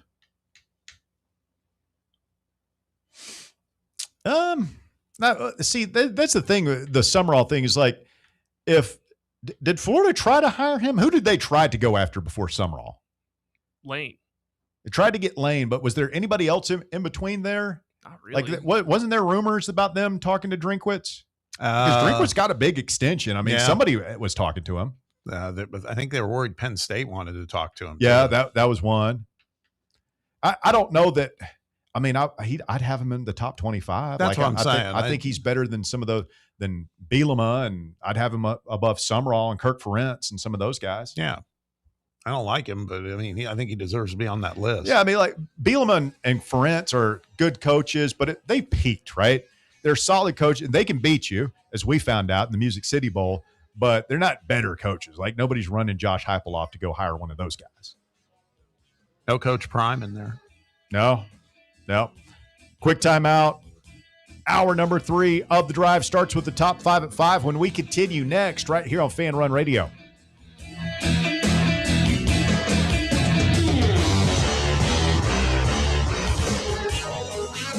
The Drive. Fan Run Radio, the flagship station for Tennessee fans. This ain't no wishy-washy, limp-wristed, kale-eating, half-ass sports radio station. We're your in-your-face, truth-telling, say-it-loud, flag-waving, face-painting, hardcore, bring the noise, causing a ruckus, don't give a damn sports station. Sports talk that doesn't just hang up and listen. For the fans. This is Fan Run Radio. Get some. Hey, Knoxville. Surfside iced tea and vodka, made with real brewed tea, is only 100 calories, 2 grams of sugar, with no bubbles and no troubles. That's right, 0 carbonation, so it's easy to sip and enjoy. Headed to a game day or party at a friend's house? Bring an iced tea or lemonade variety pack from Surfside, or try their green tea and new raspberry tea vodka. Find the can with the sunset stripes this season. Surfside iced tea and vodka, sold at bars, restaurants, and stores near you. Surfside iced tea and vodka, sunshine in a can. Must be 21 or older. Enjoy responsibly. Citizens National Bank. Experience the thrill of traveling with C&B's exclusive travel program. Customers age 50 and above with a Plus Perks checking account can participate, ensuring a safe and delightful travel adventure. Take a day trip or an overnight trip. Travel domestic or international. C&B is always on the go. Citizens National Bank. Banking never felt so good. Member FDIC. At Knoxville Insurance Group, they understand the challenges many consumers face when searching for insurance coverage. That's why whether it's for you, your family, or your business, they create a coverage plan specifically for your unique needs. Knoxville Insurance Group is an independent firm, which means they aren't beholden to just one insurance company. They search multiple companies acting as your negotiator to find you the best possible policy and price. Start a quote in minutes at KnoxvilleInsuranceGroup.com or call them today at 865-694-9788. eBay Motors is here for the ride. Go ahead, feel your engine. Admire that perfectly installed exhaust. Your vehicle's moving along this freeway like it was made from fresh installs and a whole lot of love. With eBay Motors, you get over 122 million parts to keep it running. And with eBay Guaranteed Fit, they'll be the perfect fit every time. Plus, at these prices, well, we're burning rubber, not cash. Keep your ride or die alive at ebaymotors.com. Eligible items only. Exclusions apply. What is dedication? The thing that drives me every day as a dad is Dariana. We call him Day for short. Every day he's hungry for something, whether it's attention, affection, knowledge. And there's this huge responsibility in making sure that when he's no longer under my wing, that he's a good person. I want him to be able to sit back one day and go, we worked together, we did a good job. That's dedication. Find out more at fatherhood.gov. Brought to you by the U.S. Department of Health and Human Services and the Ad Council. You're listening to FM 105.7 and AM 1340, WKGN Knoxville, and W289CU Knoxville, Fan Run Radio. Smoky Mountain Brewery is the place to be for game day. From the moment you walk in, it's wall-to-wall big screens, making Smoky Mountain Brewery the perfect place to watch the Vols or your favorite team in action. With locations in Turkey Creek, Maryville, Pigeon Forge, and Gatlinburg, you're never far away from a great time at Smoky Mountain Brewery. Try one of their world-famous microbrews like Black Bear Ale, Mountain Light, or Cherokee Ale. Juicy burgers, wings that bring the heat, and delicious handmade pizzas made with hand-tossed crust from the freshest ingredients and their own special sauce from a secret recipe, topped off with hand-grated cheese and farm-fresh toppings. And don't forget, those famous microbrews are also available in kegs for your next party or in 6-packs and growlers to go. So grab your crew and head to Smoky Mountain Brewery and tell them Fan Run Radio sent you. Smoky Mountain Brewery. Eat local, eat good.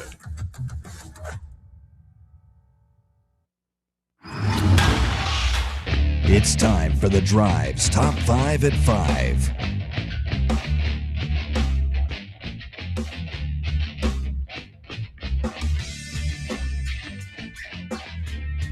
Quitting time on your Monday, 5 o'clock. You're on Fan Run Radio. I'm Russell Smith. Thanks for tuning in to the show. We got Bob Baskerville and Walker Smith in the White Claw Hard Seltzer Studios with us today. And the Top 5 at 5 is brought to you by our friends at Knoxville Smiles. Walker, enlighten us. At number 1, excuse me, Rick Barnes got commits from Cal guard Day-Day Ames and Loyola Chicago forward Miles Rubin to increase the 2026 transfer class to 3 over the weekend. Ames is a third-team All-ACC member and shot 37% from 3, while Rubin comes in as an elite shot blocker, averaging 2.5 per game along with 11 points. They joined Tyler Lundblade in this new transfer class, and now current targets include VCU's Terrence Hill Jr., Wake Forest Juke Harris, and Notre Dame forward Jalen Harrelson. There'll be some new names pop on the list this week, I would imagine. I think we're currently, 24/7 had us ranked as the third best portal class so far, behind Louisville is number 1. I forget. Yeah, Louisville and Texas. Texas, that's right. Yeah, they landed Punch. Yeah, David Punch. David Punch from TCU. He's a good player. Remember back in the olden days when your recruiting class ranking mattered? Like, that just doesn't matter anymore. I have no idea what our 3-man recruiting class is ranked, and it doesn't matter. Like, your portal ranking is so much more important, especially when you're losing as many players as we are. Like, I guess if you were that Purdue team that had 4 guys coming back, your transfer portal class ranking really wouldn't matter. But for us, like, you... Yeah. Mm-hmm. Like, that's going to tell the tale of the tape largely. Especially in basketball compared to football, just roster size wise. Like, the transfers you get are going to be the ones that carry your team. Whereas football, your recruiting rankings, they matter a lot more because a lot of those guys could impact early. They do, but they're mattering less and less. Less and less a little bit. As the years go along. And, like, it's fun to have a highly ranked recruiting class. Like, we had the highest ranked. Heupel had his highest class this year. I think it was 9 or 10 consensus, so like across the board. But as a fan, I just, even that, half those guys are going to bolt within 2 years. We signed like 24 guys. Half of them are just going to be gone. There's nothing you can do about it. Some of them you're going to run off, but there may be 3 or 4 guys that leave that you're like, oh man, I was really excited about that guy. Like I thought he was going to be a great player for us, and it'll be a bummer, but it's also not the end of the world because you can just go make it up in the portal. Yeah, you bring in guys that you want out of there. So something that I think we're going to miss long term, at least for now, until rules. Yeah, for Walker's transfers, generation like and younger are going to be like, whatever. And we tell them about National Signing Day. I love National Signing Day. The first Wednesday in February. It was so much fun. They're like, yeah, whatever, Grandpa. We're in the portal now. I mean, even before the portal stuff, I loved like freshman year of high school, just sitting in class, going through transfer recruiting websites and all that stuff, just tracking it from school. And now it's the same thing with transfers. It just happens over the course of 3 weeks rather than 6 months. Yeah. At number 2, Tennessee basketball is finalizing the hire of former Boston College coach Earl Grant to Rick Barnes' coaching staff. Grant spent the last 5 seasons as the head coach of BC, and he had a 72-92 record before he was fired in early March. Grant, 49, fills the vacancy created by Justin Gainey's departure. Yeah, so this is interesting, right? And Gainey, we're probably missing something with not having Gainey in this Juke Harris pursuit. Because Gainey was our North Carolina guy, and I'm sure he was Juke's lead recruiter coming out of high school. But Barnes knows him enough to where we can step in there. But Earl Grant is from Charleston. You know what South Carolina has meant to us recruiting with Julian Phillips and obviously Josiah Jordan-James. Right. So, I mean, he was an assistant at the Citadel, Winthrop, Clemson, and Charleston. So, I mean, he coached everywhere in the Palmetto State. And I'm sure he recruited North Carolina a lot doing that. He sat next to Greg Marshall at Wichita for a while. He was with Marshall. I guess he went with Marshall from Winthrop to Wichita. So, a lot of defense, a lot of Carolinas, and, again, almost 50-year-old born on Christmas Day, 1976. Christmas, baby. So, like, veteran coach, has been a head coach, has been a lot of different places, has those Carolina recruiting ties that we're missing now that Gainey's gone. You see a lot of intention in the hiring there. I think he got CFC in the NCAA tournament a couple times too while he was head coach there. Who was that coach they had in the 90s that was it John Kress maybe? Yes, that's right. And then he retired. And I think maybe Grant succeeded. Might have replaced him? Yeah, because then Grant was succeeded by Pat Kelsey. Remember College of Charleston, they came in here and beat us in the NIT. They were good. And I want to say Kevin O'Neal's second year. You know who replaced Kress was Bobby Cremens. Yeah. He went there for a few years. That's that right. was like his retirement job. Didn't Cremens pull a Belichick where he took the South Carolina job for like a day? I think you're right. Yeah. And then quit. The one thing I'll say about Juke Harris, to go back on that, I was hearing this a little earlier today, I think on Tony's show. There's a lot of chatter that when Tennessee was recruiting Juke Harris, that it was Rod Clark who was at the wheel, and that Juke wasn't simpatico with Rod. So why did we let Rod Clark continue recruiting? I don't know. But that might mean maybe there's renewed interest because of that. It's hey, remember that guy you didn't like? Yeah, he's gone now. Why don't you come over and let's do this thing? It's not notable. At number 3. By the way, Juke, strong name, right? Yeah. Oh, I mean, if we have Juke and Day Day, I was Juke and Day Day. Like, let's go. Juke, Day Day, and Miles. Oh, I hear that. And Lundblade. Don't forget, that's going to be fun. We might have an all-name team next year if we land some of these guys. At number 3, Tennessee baseball is checkering Lindsey Nelson Stadium on Saturday night as the Vols host Ole Miss in Game 2 of a 3-game series in Knoxville. Fans can find out whether they'll be orange or white online, and the Vols remained outside the top 25 in all polls after sweeping Mississippi State on the road. Lindsey Nelson needs to be rocking this weekend, folks. The Hornets' nest needs to get stirred up. They've given you a reason to show up now. This team is woke up this weekend. Haven't really seen it yet this year. It tried to happen a little bit against LSU, but didn't quite reach that. Yeah, didn't. I mean, we really haven't seen it. Well, I guess last year the regional against Wake Forest, I was at that game. That was pretty rocking. Yeah. We need to get it stirred up. Ole Miss coming in here after a sweep of LSU, firmly ranked in the top 25, so they're going to be ready. Huge series. At number 4, the NBA regular season ended last night, and the play-in matchups are set for later this week. The East matchups include the 76ers playing the Magic, the 7 and 8 seeds respectively, and the Hornets playing the Heat. In the West, the Suns play the Trailblazers, and the Clippers play the Warriors. A reminder that the number 7 and 8 seed matchup winner gets the 7 seed in the playoffs, and the winner of the 9-10 game will play the loser of the 7-8 game for the 8 seed in the playoffs. Are we ready? Are we doing this? Playoffs start this week? NBA playoffs start this week. I'll be watching. Play-in starts tomorrow. Did I see where Connect kind of went off? He did.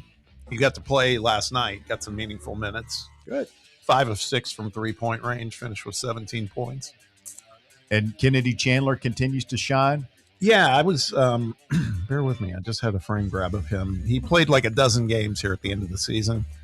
He averaged 15 points, 7 assists, and 3.5 rebounds per game. Shot 39% from 3. Averaged about 32 minutes a game. So now Utah's they were in full-on tank mode, but maybe that was a good audition for him to get a job somewhere. Do we have any Tennessee guys set to play key roles in the playoffs? Grant on the Hornets is like their 6th man. He's been actually really good since coming back from his ACL. Where do they? I mean, are they in one of the play-in? Yeah, they're going to be the number 9 seed playing the Heat. So they're going to have to win 2 games to get into the playoffs. But Hornets are a fun team. If you haven't watched them very much, Grant, he scores a decent amount for him if you're looking for a Vol to go watch. Okay. I'll check it out. They've got 2 first-round picks in the draft, too. They do. It could be good. Yeah, I think the only other Vol that gets could have meaningful playing time is Tobias Harris with the Pistons. Because you got Connect in there, you got Julian Phillips. Their teams are in there, but those guys don't play a ton at this point. Well, I mean, obviously it depends on if Luka comes back for the Lakers and what their injury situation. I think their guy Austin Reeves is also dealing with a leg, so Connect could be getting some minutes in the playoffs if it just comes down to it. And at number 5, the unveiling of Hall of Famer Ichiro Suzuki's statue had an unforced error on Friday. Uh-oh. A broken bat. After counting down at the ceremony, the curtain covering the bronze statue was pulled down, and so too went the bat. A snapping noise could be heard as the bronze bat flopped down and confetti sprouted up. As Mariano Rivera was the one unveiling the statue. It did not take long for the Mariners to fix the statue. Rivera was known for breaking bats in his time, yeah, so he was. That's kind of apropos. Mm-hmm. That cutter. He would break some bats. Suzuki's bat was soon turned upright and reconnected to the handle after the unveiling. Ichiro is one of those guys that, like I've talked about how, my baseball fandom just sort of went away for like about 15 years, like 05 to about 2020, before Tony Vitello got this thing going and the Braves won the World Series and all that stuff. Kind of got me back into it. Now I'm all back in. But like Ichiro is one of those guys I just sort of missed, man. Like I knew who he was and everything, but I feel unfortunate to have missed out on his stellar career because like I've read the stories and everything. Like he's a great 5-tool guy. Well, didn't hit for a ton of power, right? But was just amazing singles hitter and incredible arm in the outfield. remarkably consistent approach. No, he's one of the best. He is one of the best hitters and players of the 21st century. I mean, the guy won the MVP as a rookie. That's how good he was that year. And he would obviously didn't hit power and just hit single after single after single, was a great defender. It's actually if you ever get into an argument with a bunch of baseball nerds, there are some people that are on the fence of Ichiro just hitting singles is not that valuable compared to people that are like, okay, but he gets on base 3 times a game. What do you want from him? Yeah. I'm taking Ichiro at the top of the Vols order right now, I'll tell you that. Mm-hmm. And Ichiro also is one of the other players like Jeter, who was 1 vote short of being a unanimous Hall of Famer. But he made it in. Oh, he made it in first ballot, but it was same thing where one guy didn't think he was good enough to be the first unanimous position. Do we know who it was? I think he did tweet about it. I forget who it was. I think it was last year when they did it. Oh man, I'm looking at a picture of him now. He got old. Ichiro? Old and gray, yeah. Oh yeah, but the best part about him is whenever he's still around the ballpark, he was doing some stuff with Seattle in spring or something like that. He still shows up in full uniform like he's about to play. He's one of those guys that at 60, you could still see him being able to fire a missile from right field over to third base. Looking at his Wikipedia here, he must have played a long time. Well, he played 9 years professionally in Japan. Yep. Before he got here. He's got 1,200 hits in Japan, hit 353 over there. I mean, he's a lifer. Well, imagine if he had just started out in Major League Baseball. He probably would have come up in the mid-90s. That's 5 or 6 MLB seasons that he missed. I mean, he would have been 4,000 hits easily. Mm-hmm. Pretty impressive. All right. Setting up a big third and final hour. We'll see if we can nail the dismount. Open lines the rest of the way. No takers on our orange and white game question. I know over 40,000 people were there. Somebody had to have seen the orange and white game. None of us did. We are wholly unprepared. What are we doing, Baskerville? We come on the air in Knoxville, Tennessee, wholly unprepared to discuss the spring game. I mean, we should be fired for that. No, I mean, I watched some video, but I wasn't. I could not be there. I wasn't in town. Well, you did more than I did. I found those stats you were talking about earlier for the QBs that I sent you guys. Thank you. If you wanted the actual numbers. Yeah, hold that. We're going to go through that. 865-966-3435, your phone number. If you were at the orange and white game, we want to hear from you today. What did you see? What did you like? What did you not like? And what are your feelings about the upcoming season? Also, Tennessee baseball back up off the mat, an exciting series sweep against Mississippi State in Starkville over the weekend. We are excited to be excited about the baseball Vols once again, and Tennessee basketball trying to put this roster together. We got a new assistant coach. We got some visitors coming in. We got 2 new players, Day Ames and Miles Rubin, and looking for a few more good pieces. Yeah, and we can get to this later in the show, but Field of 68 just put out their rankings of all the portal assets. It's fantastic. It's like the comprehensive list of— It's a good graphic. Yeah, who's out there, where have they gone? And it's interesting because I'm a little surprised, pleasantly, at some of the guys Tennessee's got visiting where they end up on this list. All right, we will look at that coming up. Stay with us. It is The Drive, Fan Run Radio. More of your phone calls coming up. The Drive. Can't get enough Fan Run Radio? Be sure to like and subscribe to our YouTube channel by searching for Fan Run Sports. It's baseball time in Knoxville. Your Knoxville Smokies are back in action and back home next week. Join us for a week packed full of fun with All-You-Can-Eat Wednesday, our Knox Vegas Thirsty Thursday with half-off draft beers. Come dance with the Smokies and fireworks on Saturday, and we're halfway to Halloween on Sunday. Woo! What a week. Reserve your seats now at SmokiesBaseball.com.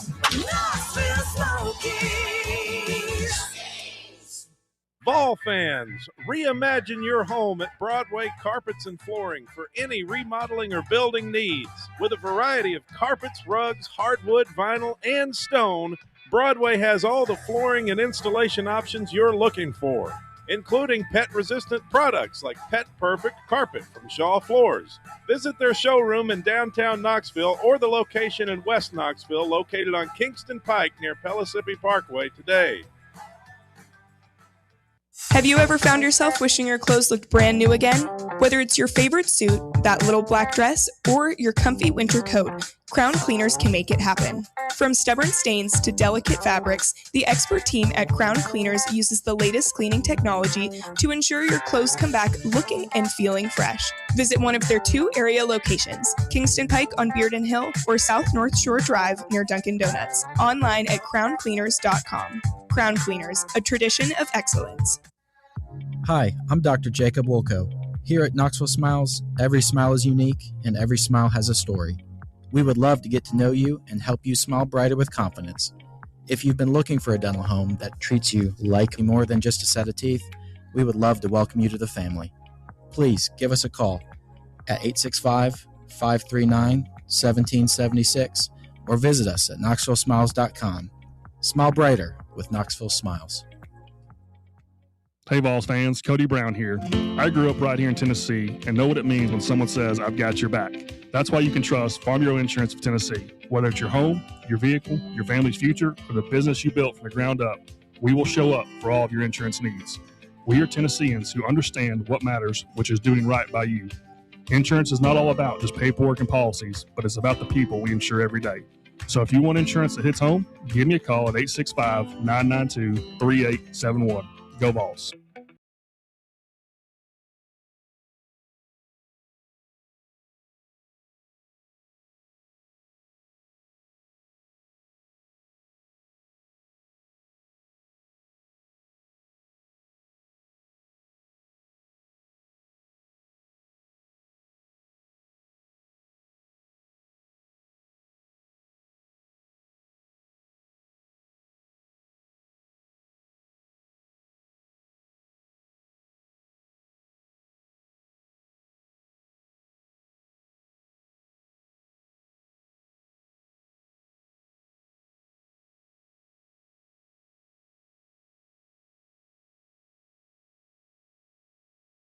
Scrimmage. Walker. Yes, sir. Let me pull those up real quick. All right. So George McIntyre was the first one out. He was efficient. Went 15 for 22 with 122 yards, but no scores. Faison was not as efficient. He went 6 for 16 with 36 yards and did not lead to a scoring drive. He also had 4 carries for 25 yards. And Ryan Staub went 7 for 13 and had like a 75-yard touchdown pass to total 130 yards. Well, we all know these numbers are completely worthless, right? they don't, like the Staub thing I dismiss out of hand. He's not going to be a factor. But McIntyre going 15 of 22 versus 6 of 16 for Faison is interesting. We don't know what the defensive rules were, what the looks were, who was playing. We don't know who they were playing with. Offensively, was Faison working with the twos the entire time, all that stuff. So you have to figure that in. But the 15 of 22, I think we would all sign up for 15 of 22 against Georgia Tech right now, right? Yeah. The one thing I heard, again, I was not there, of course, and I've seen some video, but the difference in, like, McIntyre was throwing short stuff, short routes. Faison was throwing some more longer balls that didn't get there, obviously. So I'm not defending Faison. I just think, to your point, it's kind of like they kind of took different approaches with the guys too. But I heard Ryan Callahan say he came away from it more convinced than ever that this truly is going to be a quarterback competition. And he even said that it's not out of the realm of possibility. We've all been talking about it. Could both of them be playing in a game at the, like, I almost feel like that's likely at this point. And what I'm saying is not like one starts and the other one gets mop-up duty. It could be one's in the first quarter, one's in the second quarter. It could be that type of thing. Well, I mean, it's not like GMAC is going to lengthen the gap, whatever it is. At this point, it's just Faison closing it, right? Right. Yeah. I think it's one of those, obviously you said it and I agree. The takeaways from Saturday don't mean that much, only if you had to put a gun to Heupel's head and say, who's starting right now? It's going to be McIntyre. Obviously he's got more familiarity with the system. He's the safer bet. It's just a question of, do you go with a guy who could potentially, not yet, not based on what we saw on Saturday, but could potentially have the higher ceiling in Brandon? Time will tell. But I think it's going to, we'll be revisiting that in the summer, deep into the summer. Quick note here before we get back to the phones. Have you guys been following this Ruben Bain story?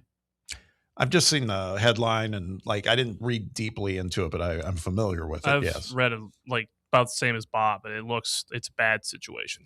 So Ruben Bain, top draft prospect out of Miami, and a guy that has been linked heavily to the Titans as potentially a 4th overall pick in the draft this year, was involved in an auto accident. This is back in 2024, only 2 years ago.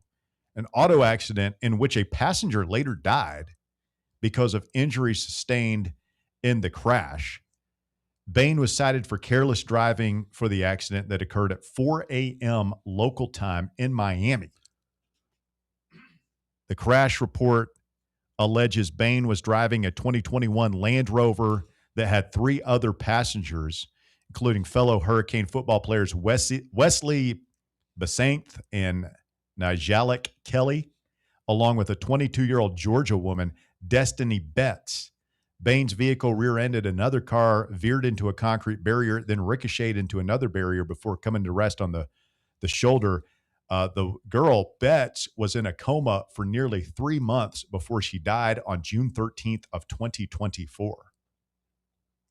Bain was cited at the time of the incident, but charges were dropped prior to her death. No field sobriety tests were given, according to the report. In a statement, Betts' family called the crash, quote, a tragic accident, and said they wish Mr. Bain the best as he continues his life and his career. We didn't know that. How did they keep that story under wraps? Yeah, I don't know. Does it give you any pause if you're the Titans thinking about drafting him? It's interesting. That was one thing I saw, and they were just saying that NFL execs, off the heels of the combine and the interviews, said they were quote unquote satisfied with the storyline, and that they kind of alluded that would not impact their decision on Bain. I mean, is it recklessly for me to speculate like a woman lost her life here? It almost feels like, I don't want to say there was a cover up, but I mean, is a great player for Miami. Could a payoff have been made at some point? Hey, we're going to keep this. Yeah, I don't know.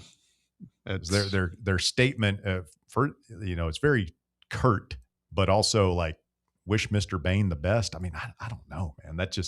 That seems really fishy to me. And I'm not saying like don't draft him. I mean, if he's cleared in the eyes of the law, I would hope that affected him greatly. I would, if I'm an NFL team, I would want to talk to him about that and see because I don't know about you, Bob, but if somebody's a passenger in a car that I'm driving and they are killed, even if I've done nothing wrong, I mean, that's going to change my life. Sure. And I would want to know that I'm not dealing with a psychopath here. Or somebody who's just going to let it, psychopath notwithstanding, someone who could let that emotionally get to him and weigh on him, right? Yeah. Well, I'm thinking more, I mean, how could it not? Yeah.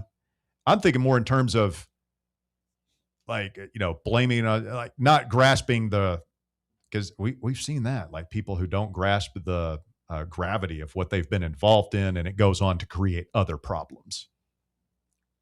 So that would be obviously the Titans drafted Jeffrey Simmons, who had,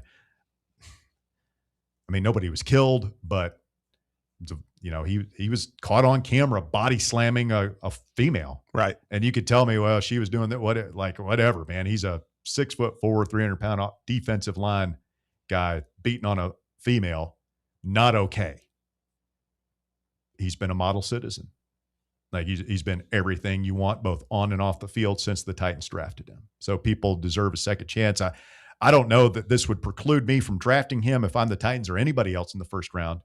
But again, it's something I would want to talk to him about before I do that. Just minding your P's and Q's. And then finally, we'll get to the phones here. A lot of talk about Tyler Tanner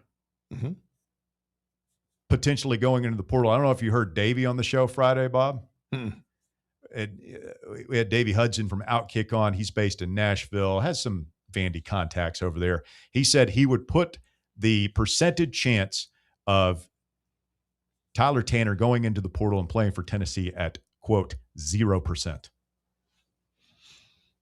Is it time to stop deluding ourselves with this pipe dream? Not yet.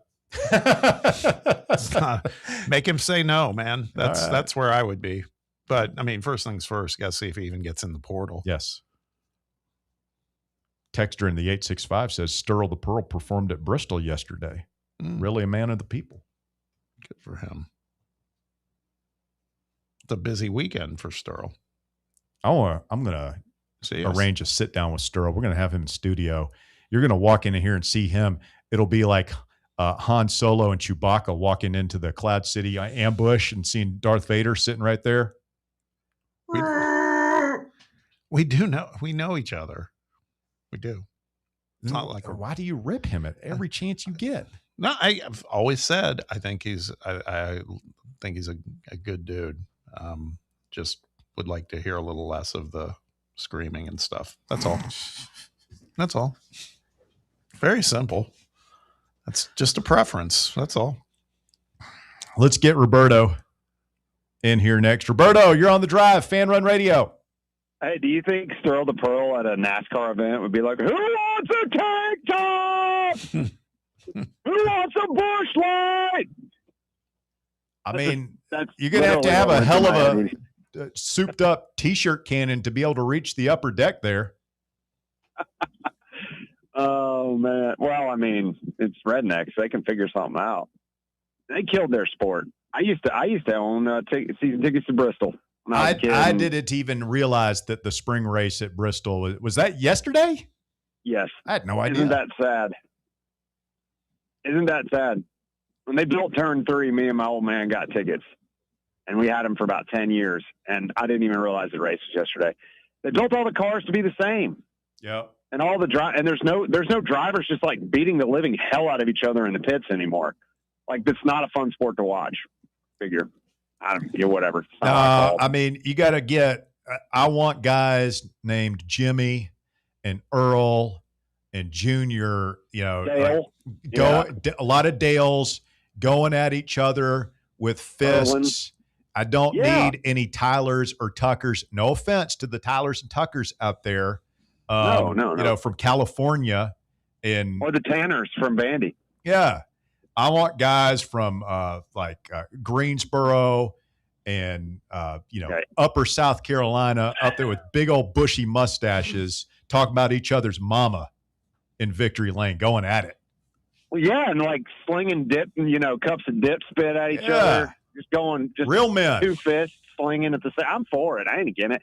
That was when Rubbin was racing. Tim Richmond so big he can barely fit in the car. Beautiful mullet flowing in the breeze. Make NASCAR great again. So the actual reason I called in was question. Ruben Dane, is he transferring to Georgia? That driving record. That's nice. That's well done, Roberto. I wonder. Davey said it's a 0% chance. There was somebody a couple weeks back that told y'all that was going to be a thing potentially. Nobody had heard that yet. I forget who that was that told y'all that. It must be a smart person. I don't think Tyler Tanner's coming to UT because they're going so hard after Juke Harris. But if he does, game on. I would love to take Vandy's best player like we took their best record, or air quotes, best record according to Vandy Randy. How about that for the baseball Vols? Go from worst to middle of the pack in one weekend. SEC's right there, man. Like, they're only 2 games out of second place, guys. Do you realize that? Yeah, it's crazy. It's a game of inches, Roberto. That's what she said. And I just wonder, well, I'm really happy with our starting pitching. As we said last week, guys, we have 5 starters. The hitting, the timely hitting, the hitting with 2 outs.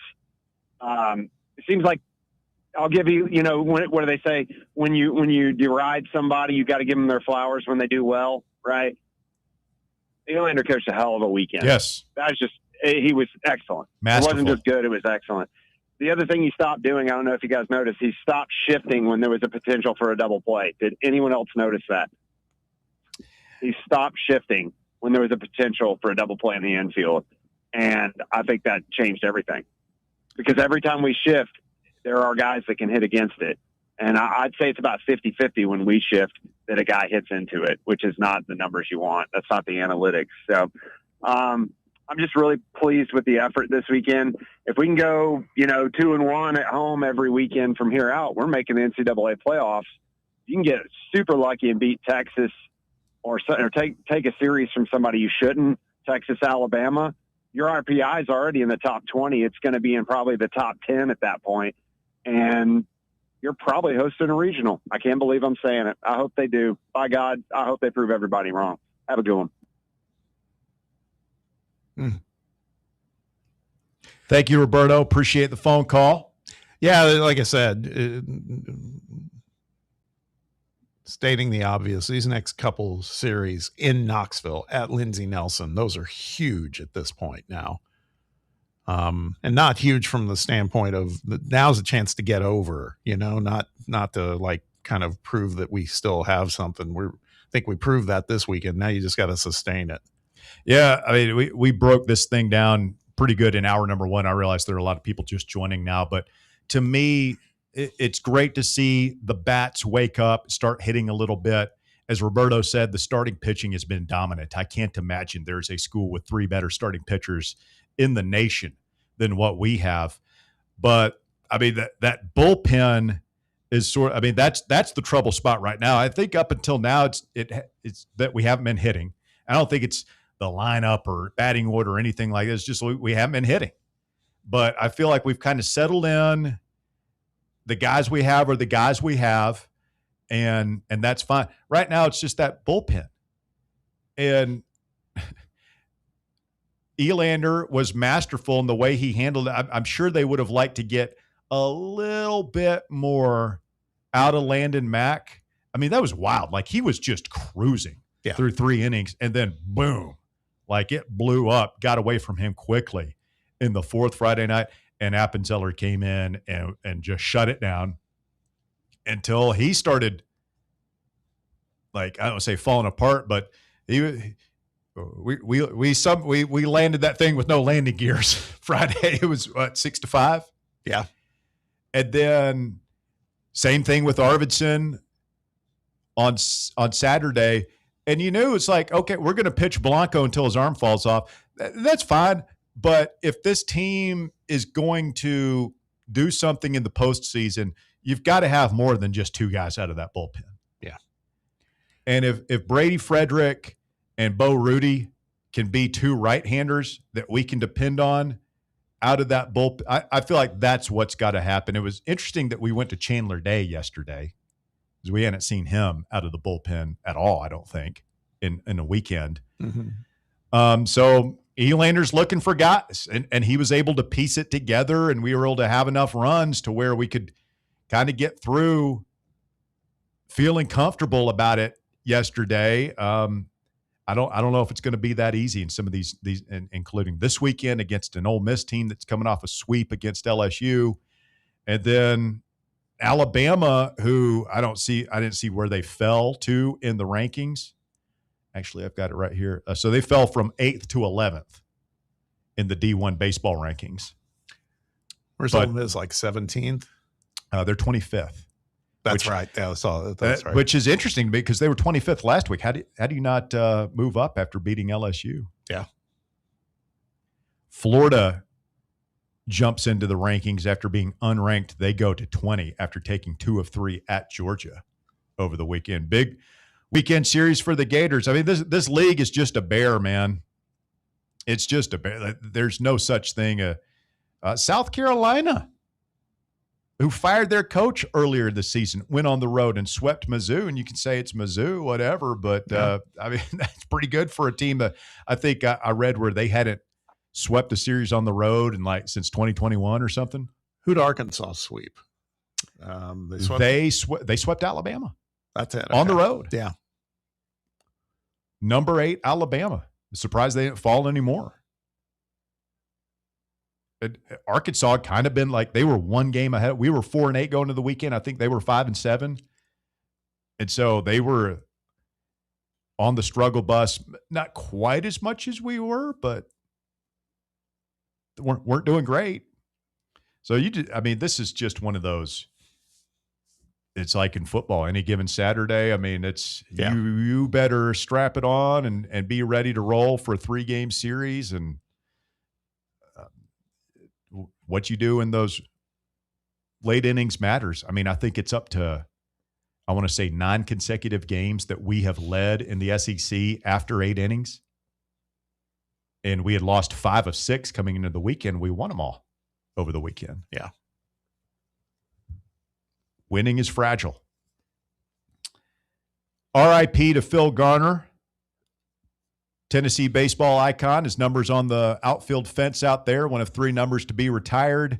Bearden High School graduate, scrap iron, passes away over the weekend. I knew him as manager of the Astros. I was going to say, hell of a manager. I don't remember his playing career. I guess I was a little bit behind there. But, longtime manager of the Astros. And, I mean, where does scrap iron rank on the list of all-time cool baseball nicknames? Yeah. That's pretty badass. One of the great mustaches in the history of the game.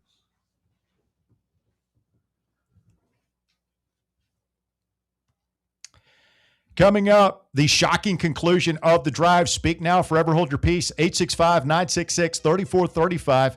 Your phone number, 966-3435. Back to wrap things up right after this. The Drive, the flagship station for Tennessee fans. This is Fan Run Radio.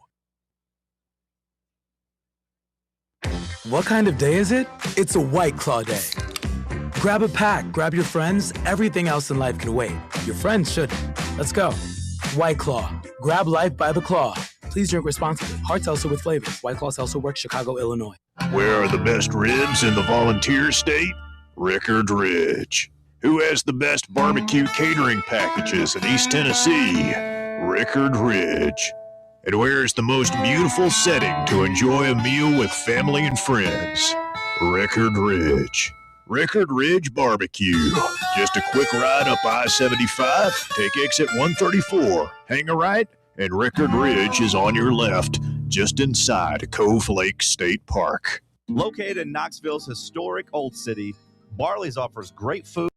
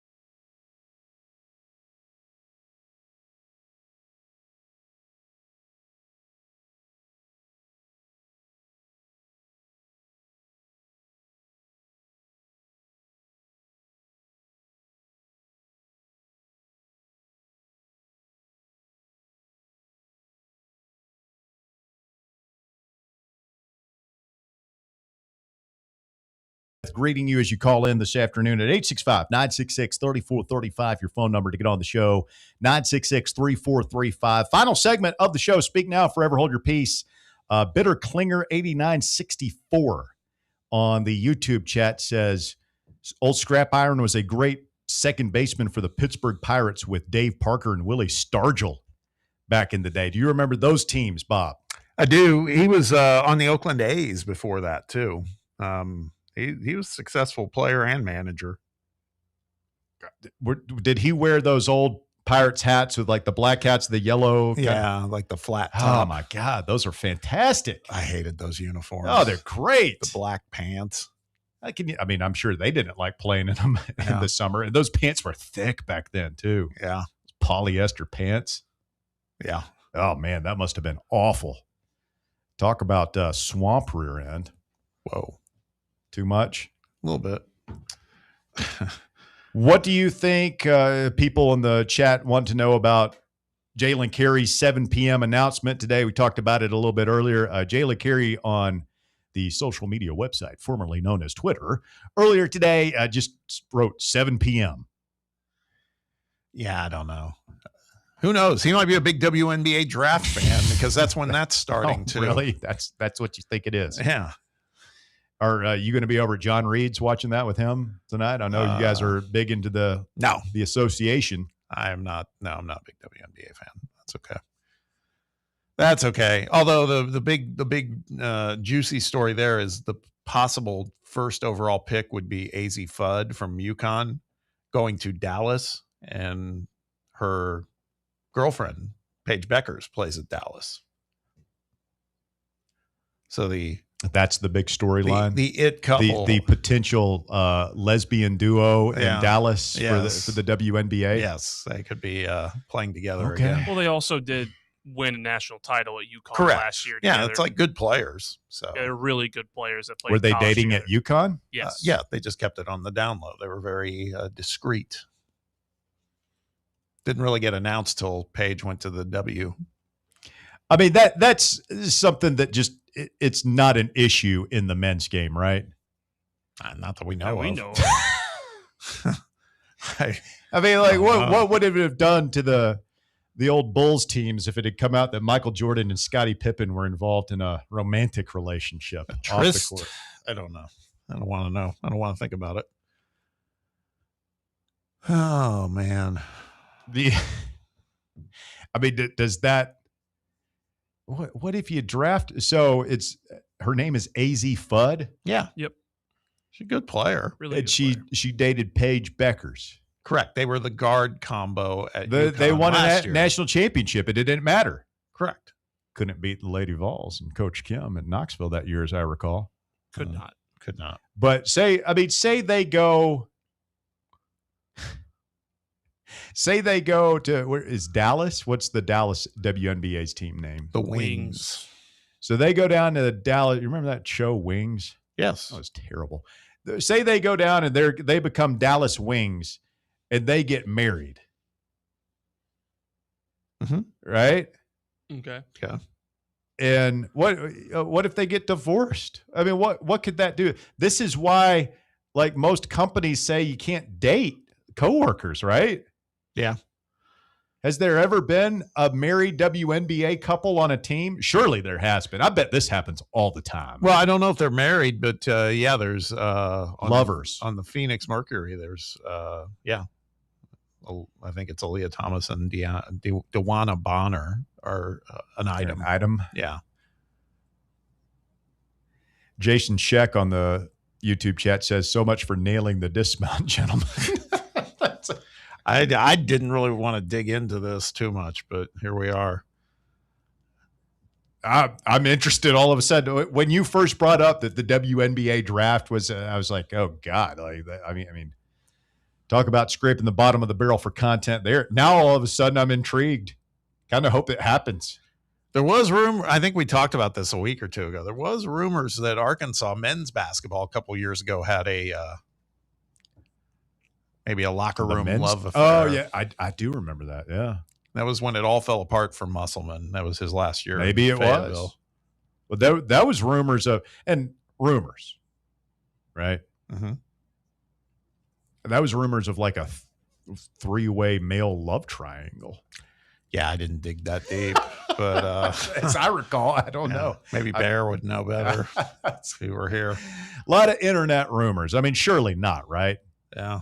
Surely the Hogs weren't getting after it in the shower together. Wow.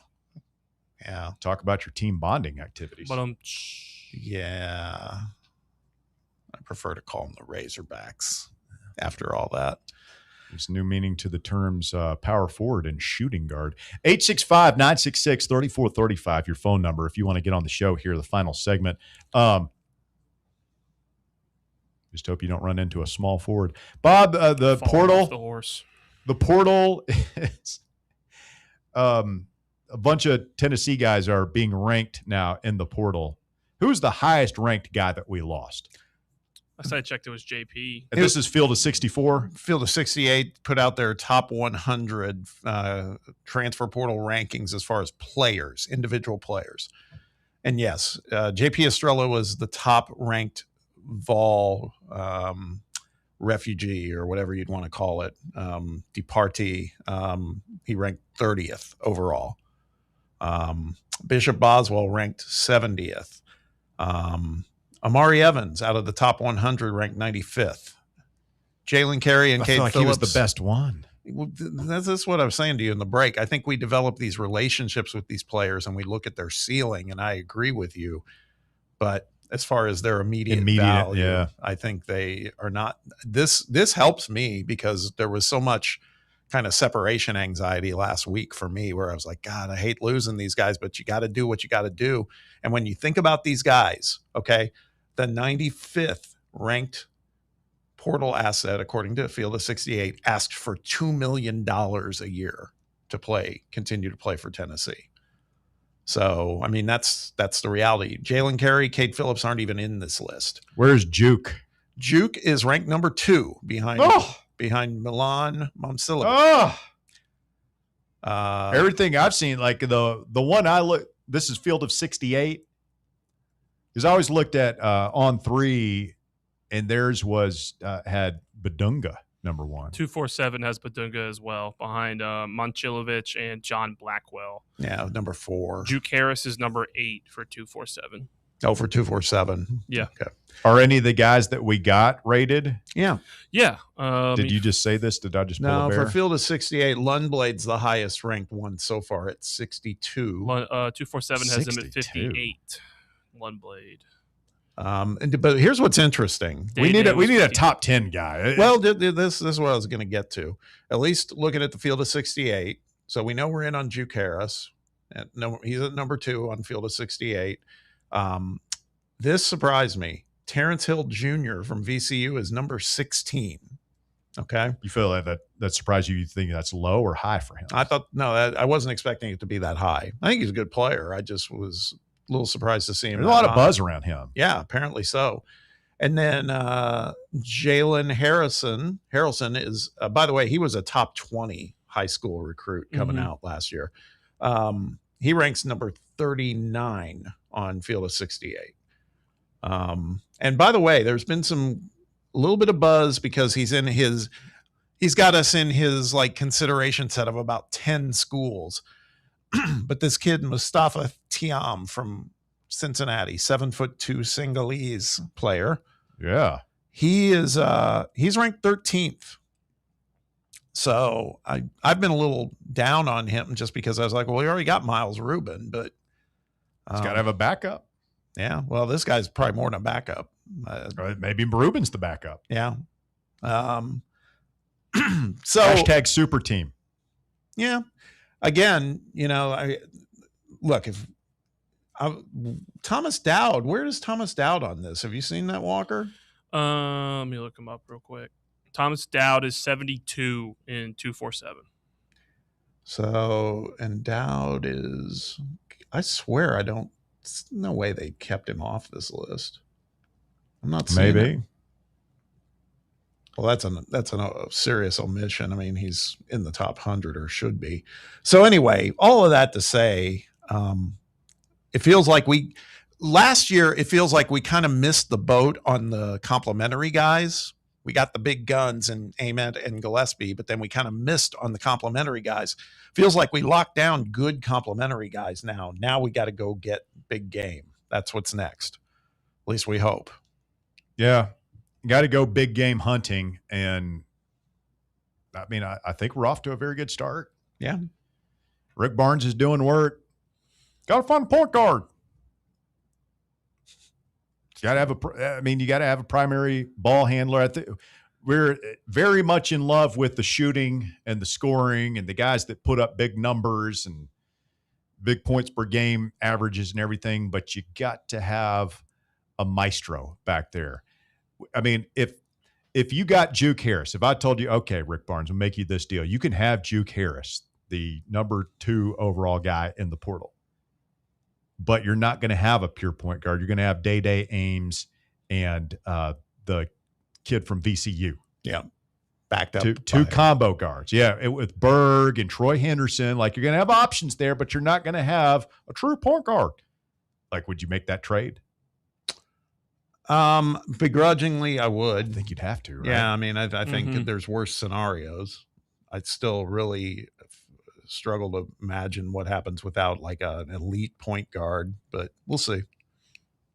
I mean, just from a rankings perspective, we still have ways to go. All 3 of the guys that we've gotten, at least on 247, are 50th and below. Yeah. And the 3 guys we're looking at now are 25th and higher.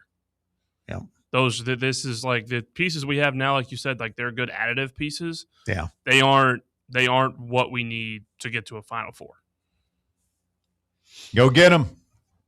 Let's go get them. There you go.